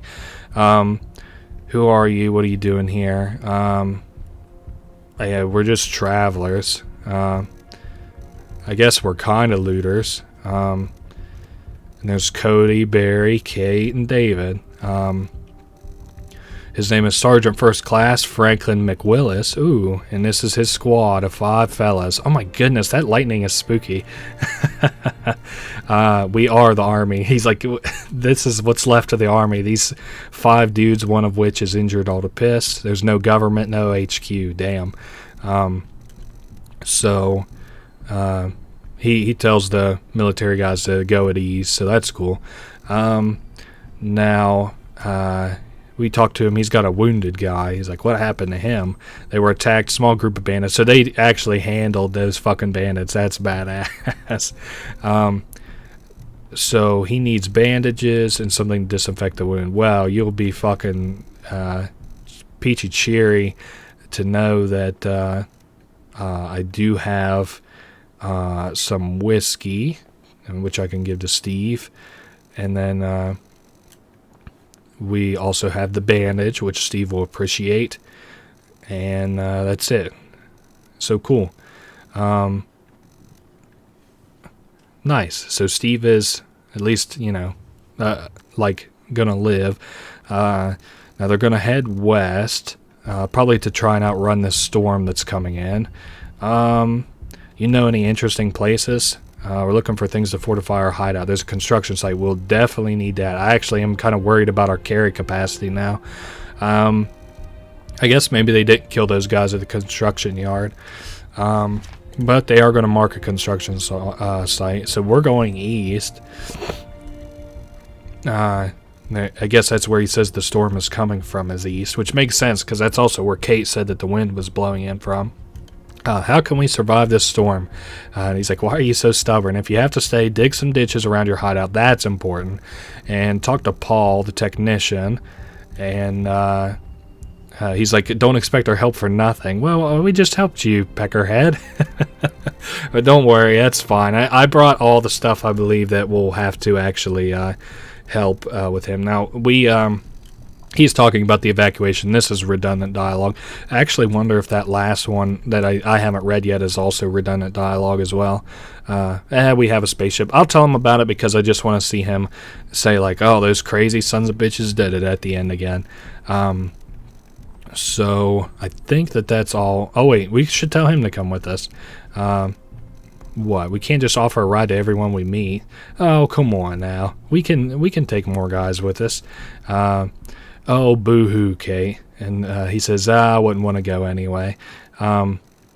He's fine with the world ending, I guess. Now, he says, like, you can ask them all if you'd like to, but they're all going to say the same thing. So let's see, Steve. What does Steve have to say? Let's see, do you want to come with us? I think we can ask everybody about it, but it doesn't... he asks if we're willing to carry him. Kate's like, I'm done. Ask him how he feels. Good, he does feel better. I don't think it's worth... Oh, you know what? Let's go see what's in the back room, as a matter of fact. So this way should be where there's the note on the ground that we could read if we wanted to. And what is in here? Rat poison and oil. I doubt extremely highly that either of those will help us today, but oh well. Who's the technician? I hope it isn't Josh. Okay, what do you think about Sarge? He's okay. Do you want to come with us? And he says, the moon. And he's like, have you discussed it with Sarge? He said, I'm discussing it with you. He says, I'm not a deserter. I'll do what the Sarge tells me to do. Now this guy hopefully is the technician. Ask him what he thinks about Sarge. He likes him. Do you want to come with us? He thinks that we're crazy, though. And Kate is, telling us that the same thing I basically believe. So wait, hold up. Am I crazy? I'm counting. He said he had 5 guys, right? Or am I tripping? Or is there a 5th guy back here? No, I bet he's on the left side of the... Aha, Paul, buddy. You're the technician, or engineer, I guess. Now, do you want to come with us? He says negative. Can you take all of us with you? Oh, I could take you all with me. Come on. And he's like, oh, if you can't take all of us, he said, then I'm not going. Tell him that we want to survive the storm. Now, he's like, if I were you, I'd make sure your house is staying has a lightning rod on the roof. Okay. Can you make us a lightning rod? Do you have anything that'll help with the storm? There's called storm catchers, and they're made by Sidereal Plexus, as we saw on the website. It actually repels thunderstorms, and we did help Steve, so he is going to help us, and he does give us the things. How do you use the storm catchers? So there are 3 catchers in a set. Each of them has to be mounted on a high spot. The higher the better. Each one needs electricity to function. In order to make them work, you have to place them all within a few miles of each other. Try forming a triangle around your hideout. Can you do the restaurant pylon? How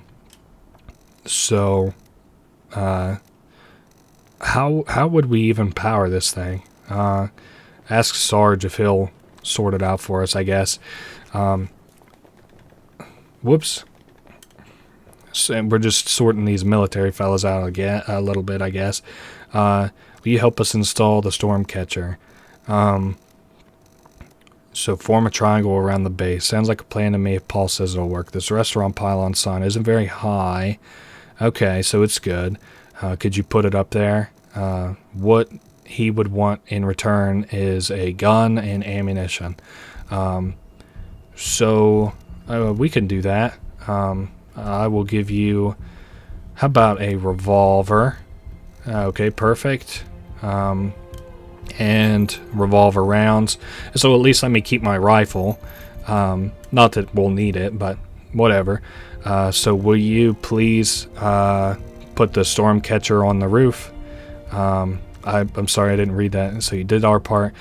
Just give him the storm catcher and he'll put it on the roof. Good. I'm glad that I bothered to read that. So there we go. He's going to put it on the pylon. He said he's also going to power the pylon. We have to install 2 more. That is okay. What? Holy shit! I just realized how many supplies they have. Holy nuts! So let's head down to the construction site next. 55 minutes. Good golly. Okay. Well, it's got to be done. Let's just hope I don't have to make a return trip, huh? Yeah, I didn't figure that there was much to see in and around this back end here. Wait, hold up. There's a concrete slab, a generator. Oh, no. I bet I need gas. Fuck. Let's go see if that's for sure. Yep, out of fuel. Okay. There's concrete. Not going to screw with that right this second. Hey, there's metal bars. Don't know what I would ever want these for, but, you know, might come in handy. Generator. There's a spool of wire on the other side. Let's just go in through the front, I guess. I think we can go in through the front. Can we go in through that? Yeah, we can. There's a folded tarp. Not sure what I might use that for. There's scaffolding, but I don't... Well, can I use it to... Nah, I can't. I'm not sure where the gloves are at, actually. There's a spool of wire. It's stuck under a large heap of concrete. Well, let me tell you, I am not so certain what the dealio is. Let me think. Well, we don't need the welder. Well, not today, anyway. And let's just hope to God we don't need it tomorrow. Maybe that's a tomorrow problem, that welder.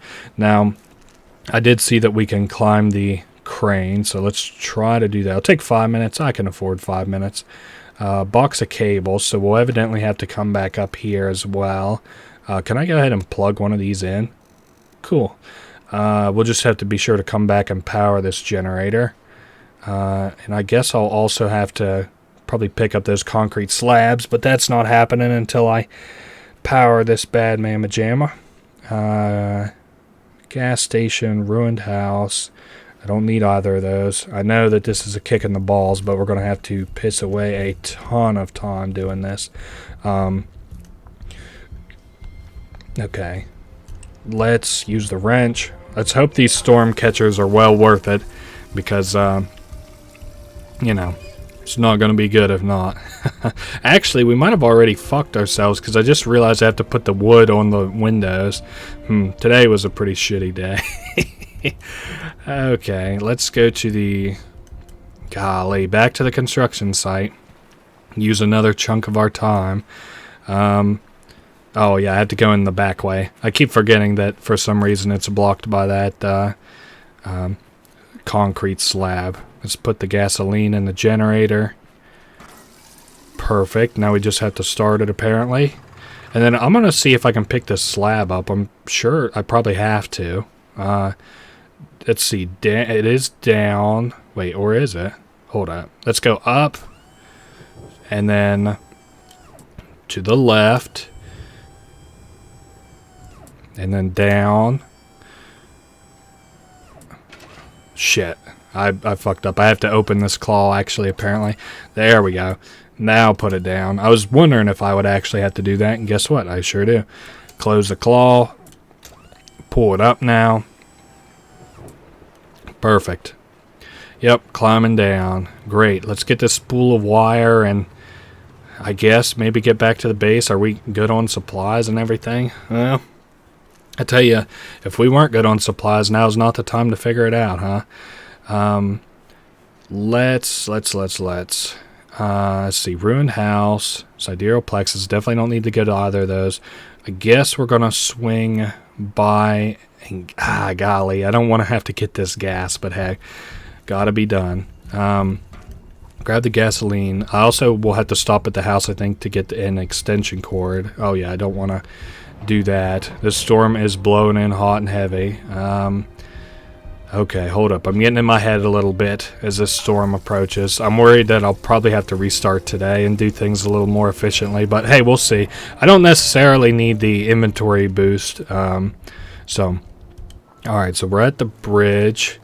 Let's take this and go to the house and unload everything that I might not need. Damn it, I know I'll need to use those wooden boards on the house.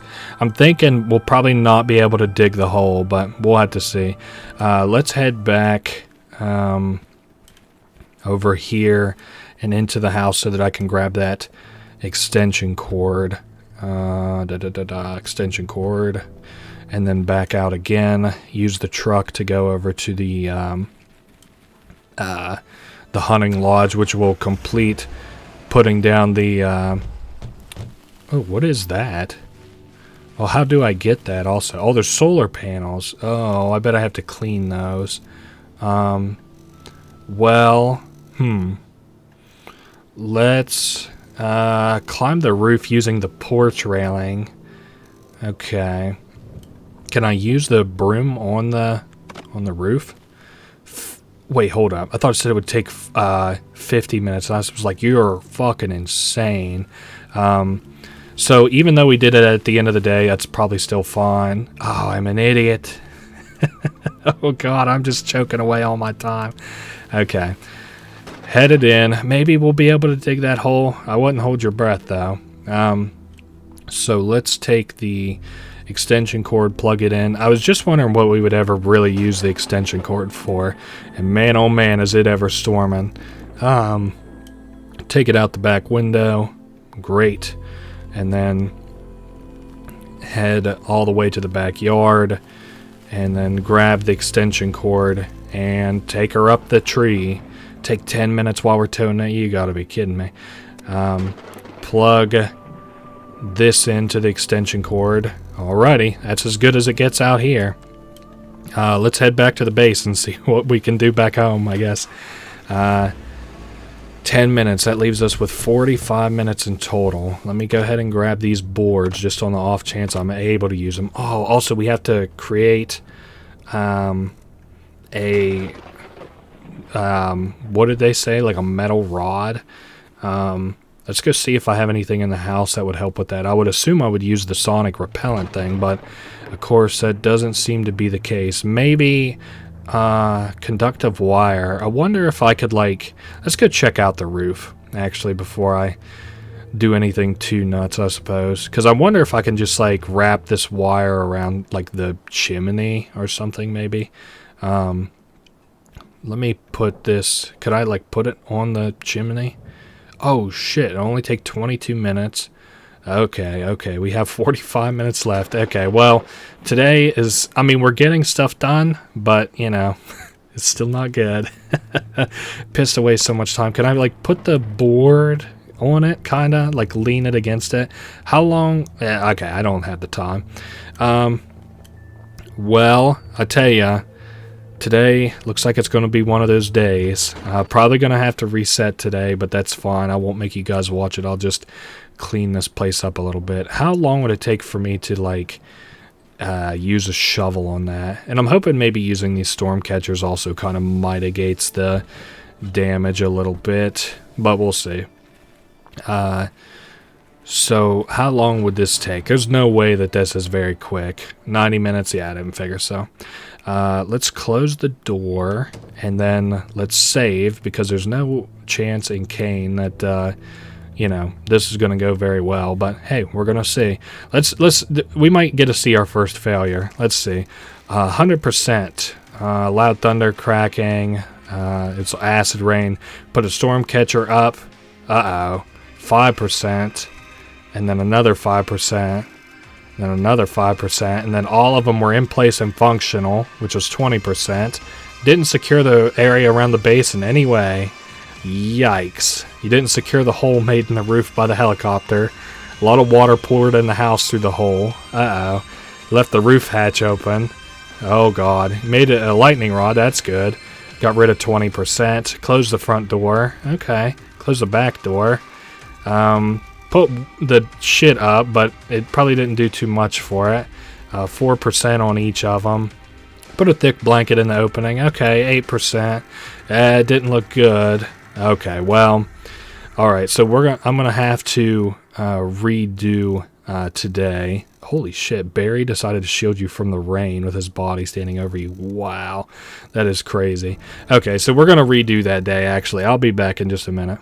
Okay, so to just kind of walk you through. Now that we have it more efficiently done today, I did things more efficiently.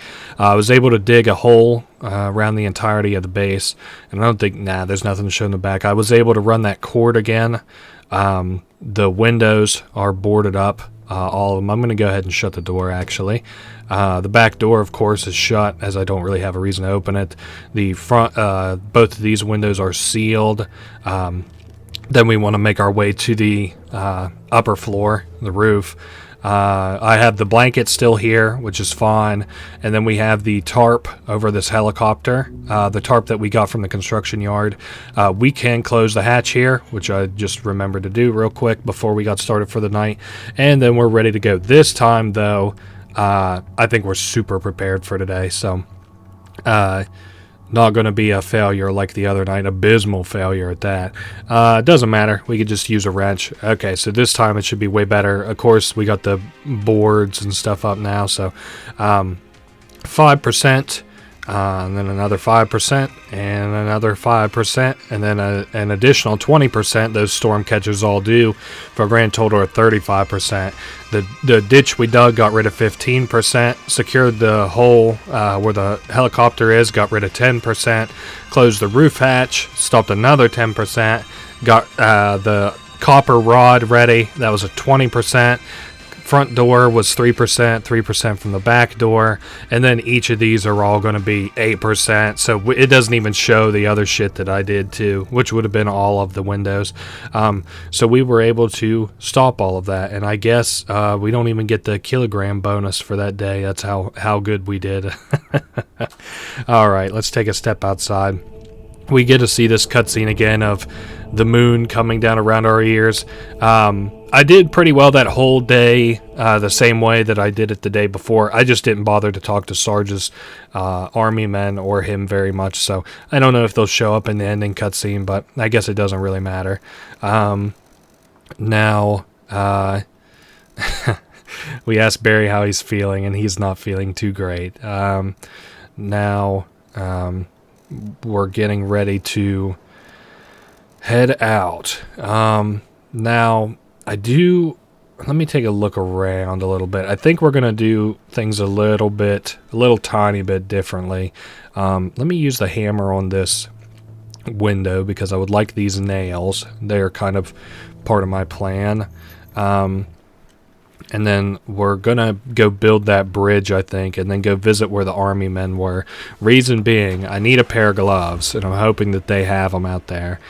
Stop at the destroyed bridge. I just want to make sure, again, that I'm using my time efficiently today. I don't want to have another fuck-up like yesterday and fail. 60 minutes to get this thing a-rolling so we can use our vehicle. Let's go swing by that restaurant and see if they maybe left some gloves in here. Protective gloves. Who would have guessed? Now, do I have that hook in the car? That's another important question. I do have the hook. Look at me go. We also do have a full can of gas. I'm hoping that we won't need it, but we'll have to see. Headed now to the construction site so that we can get that welding kit on the off chance that I would need it. Again, hoping that we don't, but we'll most likely need it. So up here on the roof, we put the rope with the hook in, climb down it, grab the welding kit, and head back up. And same thing going down, you have to use the protective gloves. Now we can head back out to the car. Now we got our whole crew with us today, so We should be good to travel. We don't have enough fuel. Where would it take us to? Let's see, 6. That's fine. Let's go to there. I don't have the fuel efficiency, so today's, we'll have to be a little bit careful with the fuel so that we don't accidentally run out in the middle of something important. We'll, of course, stop by and see the bus so that we can grab that. What is it, a key? Yeah, a key. Again, Lab 13. And we'll have to go back to the Sidereal Plexus office. I'll have to make sure that I have the knife as well. Let me make sure I have all the tools I need. Grab that, grab the knife. I don't think I need the hammer. I don't think I need the wrench. Definitely don't need the protective gloves. And can leave the gas cannon here. I could leave the duct tape, but I don't have the inventory space for it. Now let's see. There is the radar with the duplexer at the top. I guess I could show our ID. Oh, wait a second. I don't have the ID on me. Please tell me I have it in the truck, which I don't have it in the truck. Oh, I do have it in the truck. Oh my goodness. Thank goodness. I always just forget the small things, man. So, gonna show it the ID. Nice. I'll get the duplexer in just a minute, I guess. For now, we'll have to do this puzzle again real quick. It's an easy enough puzzle, though. Probably have to go up.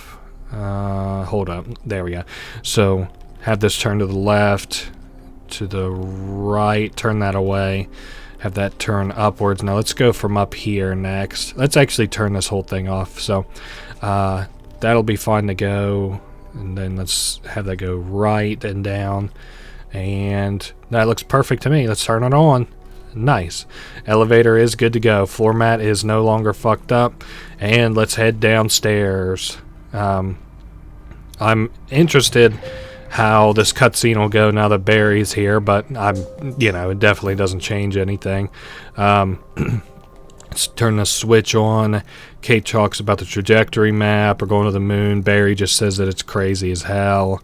And then Barry's like, we deserve some answers. So Barry just kind of puts another spin on it that an adult person probably would on this shit. Otherwise, it's all the exact same. So let's grab, let's see, there's an access card. How about this piece of paper? Nothing important. Access card, which is that woman. Let's grab the presentation materials. Remote controller, that's what I wanted. Go ahead and disassemble that for the batteries, just in case we would need them. There's that doorway with that fingerprint scanner that we'll need as well. And then here is the spaceship. Barry is also impressed by it the same way that we are. And she's like, I knew you didn't doubt me for 1 second. Barry's like, let me give you a personal apology. I am sorry. Which if Barry thought we were chasing a pipe dream, I don't know why he would be with us, but hey, whatever. Maybe he thinks we're kind of crazy and delusional. Let's do the usual. Some of these puzzles are going to be the same. Some of these puzzles are going to be different. Same one that we have to open is, do we want to open the hot silo hatch? Yes, absolutely. We have to do a fuel mixture control instead of an air mixture control. And as I said before, you just pump up all these to the highest one. You'll eventually be fine. Let's go to the right again, left again. That one. Perfect. Now, it doesn't get any better than that, he says. Diagnostic screen. Let's see what all I have to work on this time. Hull integrity check failed. Fuck, we'll have to use the welder. Air composition's fine. Fuel mixture is selected. Fuel catalyst is missing, so we'll have to go do that at Lab 13. Make sure I have that in my inventory. I do. Perfect. Headed down to the launch pad. We'll have to have the... oh, there's the dangerous looking crack. Well, we can at least get the welder plugged in and weld that hole. But first we'll have to go up there and get the duplexer, I suppose, so we can get the metal covering from the radar. So we take the screwdriver, jam the transmission belt off that. Use that same screwdriver to pop open this access panel, swap out the old duplexer for the new one. Okay, swap out the old duplexer for the new one. And see, there it is. Now the radar works. And also grab the metal plate and head back downstairs. You could basically imagine that we do this in kind of 3 or 4 parts. We're basically currently doing part 2. Let's go get that plane on our, on map, and then let's go put this metal plate on the spaceship that's going to launch, and then we'll also put the transmission belt on as well. Transmission belt, and then we'll be able to see which supplies that we actually need up here. I see a couple, or I already see one thing that we'll need to do at least. Circuit boards, it takes a navigation chip we'll need. I had to remember that. And what is this? Engine calibrator. Go ahead and give me the toolbox as well. It looks like this time we may not need the glue gun, but I'm just kind of looking around because trust me, you do not want to figure out that you should have used the glue gun once you're in space. Nav chip and what was it? A calibrator? Hold up. You definitely don't want to choke this late in the game. It is a engine calibrator and a nav chip. Okay, that's locked down in the brain. So let's hit the down button and go get dressed up for this little mission, I suppose. Headed to the elevator now. Also need the finger to do that. I'll have to make sure that I bring the knife with me. Do I have the knife in my inventory? I sure do. I actually am not heavy in the least bit. Let's go here. That don't actually take nearly as much gas as I sort of figured that it would. I figured it would almost take like an entire tank. Now to go back and forth, it's going to take about that entire tank, but oh well. Whoops, didn't mean to do that. Headed up this shaft with the hose so that we can cut that guy's finger off. It makes sense, but just a real shame that you can't cut it off on the day prior. But you'd be kind of like a, psychopath, I suppose. So we got the finger now. That's awesome. And we'll take that key down to the lab 13 to key 13 so that we can do the same thing that we did last time. Grab both sets of vials and then plug it into the chemical mixer. And before we do that, I would like to read what exactly this combination should be. Okay, 2 red, 3 black, 4 blue. 2 red, 3 black, 4 blue. 2 red, 3 black, 4 blue. Okay, so that would be these two. 2 red, 3 black, 4 blue. Okay, so that would be these 3 combinations here, I believe. Mix it up, and the fuel efficiency is good. Let's head back to the... actually, we do have to go visit the plane, don't we? I might have to stop off and get some fuel, actually. How are we doing on... Let me grab the wrench and the gas can, because I would say almost with certainty that we'll need fuel before we can go do all these little trips. But this is the last can of fuel that we'll see for this Let's Play, so hopefully. I mean, next trip to space is the big one, so got the gas can. This time, it's the same day as the last day 4, basically, but this time we have sort of new problems to contend with. Did I grab the gas can? We better hope I did. And I also hope that I have the shovel. I don't have it on my inventory, but let's hope it's in the car, and it sure is. Barry's here, so it'll make this trip a little bit shorter, or make this job a little bit shorter, I would assume. Yep, another 30 minutes off the top. And let's go shut the transponder off and then chat with the pilot and grab the cargo manifest so that I can see what might grab from this plane. Yes. Take a look at her. Voltmeters, no. Wires, no. Nuts and bolts, no. Instant noodles, no. Gaskets, no. Navigation chips, number 6.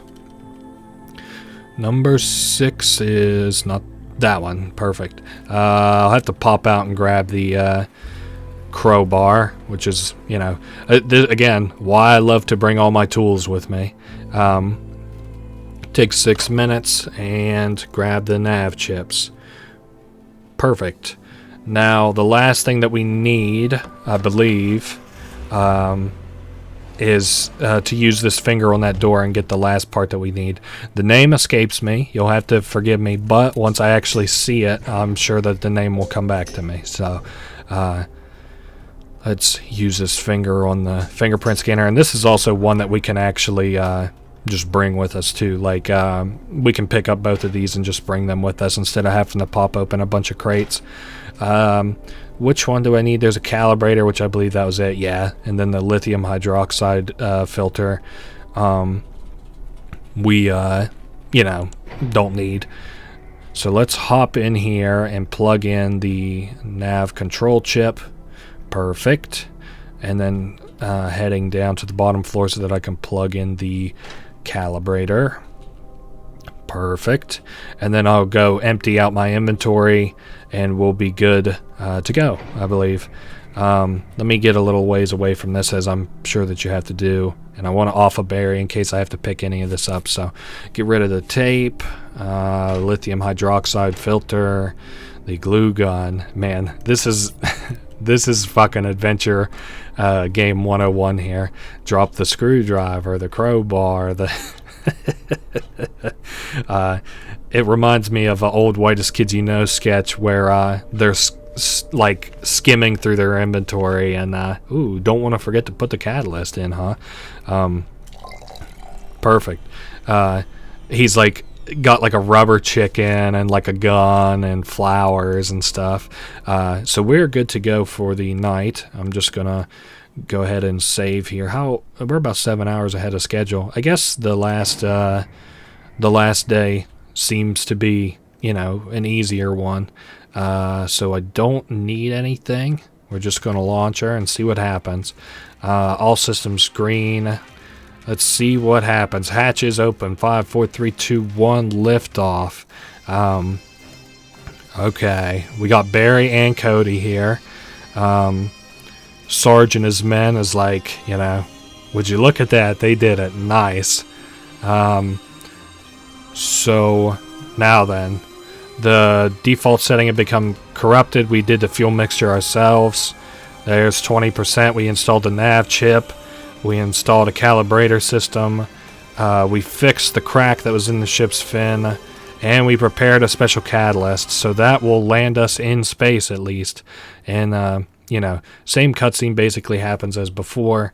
It pans up to the moon where we're about to, try and land. And we make a smooth descent with our Sidereal Plexus little spaceship. And the joke wouldn't be funny if I made it twice. So we are landing. And yikes, man, that looks painful. I've hit some fucking holes with my car that, feel just about like that. And that's why I feel that one in my teeth every time I see it. Alright, so that should be about it. And we have to talk with everybody real quick as soon as we get woke up before we can actually get ready to go out on the surface of the moon. Here's Barry. He's just got some bruises. That's good. And Cody is fine. So now we'll have to pop out the space suits. Thankfully, there's enough for all of us. And we're going to get ready to go. Yeah, again, like Cody's little animation for him, trying to keep his suit on because it's way too big for him. Oh, there's that other spaceship that they keep talking about that was up here that got here before we did. Now, the last little puzzle Again, I had explained it the last time we was up here. This time I'm just going to kind of focus on doing it just about as fast as possible. Let me see. That'll do for the second ring. Sorry, I've lost track. That'll do for the third ring, and that is the fourth ring, and that's the fifth ring. There we go. Easy as that. Again, it's not a hard puzzle. It's just a hard puzzle to teach somebody, I would think. I don't really know how to describe it. So we're going to take a look around. Let's head to the left first. Again, it's just the sleeper pod. Same shit as before. I don't think that she'll tell me anything new. I was just looking at all those questions. There's nothing new yet. Let's go ahead and pick up this black card. And I don't think I can try and plug in these floppy disks just yet. Nah, the console's locked anyway, so we can't just yet. Headed to the right. Ooh, man, our spaceship's falling down. Man, what a place to be here at the end of the world, on the moon. That would be something, huh? Plug in this little ID chip, and we can pull open the base computer and unlock the sleeper pod controls. Headed once again to the left as the the whole fucking moon's falling apart around us. And now we can go to the diagnostic screen at least. No discs for either A or B. Same stuff as before. So let me see. What happens if I tell her... Let's see, it already happened. Emergency merge mode. I would like to see... if I could have some... I want to make sure I don't fuck up the dialogue here at the end especially. So I'm going to interact with some of these later, questions. Just in case I would have to tell her that I have these discs actually in my inventory. So I'll ask if this isn't it one more... Okay, there we go. We're not going to remember any of this, I guess. I don't... maybe she's not going to... I'm going to just go ahead out there and say that we're not going to... be able to tell her about it. So there's Mem Boost. Perfect. The memory booster is in. That's good. And then I'll also have to plug in the phase control light. And so we got A and B. And phase controller corrupted. Emergency mode enabled. Okay, I have memory of inserting a single disc into this, but now with both discs, things might be okay. Let's ask Kate maybe. I've inserted the memory boost and a phase controller light discs. And she asks, what are they? And I'm like, well, if you don't know, it's like, well, I don't know. If one disc made it so I could have two discs might be enough for us to survive this. So now let's go ahead and put everybody to bed. Kate's optimistic, so putting Kate to bed. It's the same dialogue as before. I guess now we have Barry. He's like, you're a good person, Kate, even if you don't want the world to know. Which is kind of funny. Now, let's put Cody to bed next, I guess. So we're gonna put him to bed. Let's see, I'm just interested kind of in what Barry has to say about it, honestly. He says, sleep well, kid. Now it's time to put old Barry away. Maybe, I already said this dialogue before, but I thought maybe it would say something different now. But I guess no such luck. Now, let's put old Barry to bed next. He's like, do you want me to go first? I say, and he's like, nah, it's fine. You seem to know which buttons to press anyway. So, he's wondering if he'll see his wife. But, we say if there's any, there's surely a chance of it. Now, I think we go to set this... Oh, no, we actually have to interact with the sleeper. And then it fucks up again. Same thing as the last time. We just have to do it again. Real simple.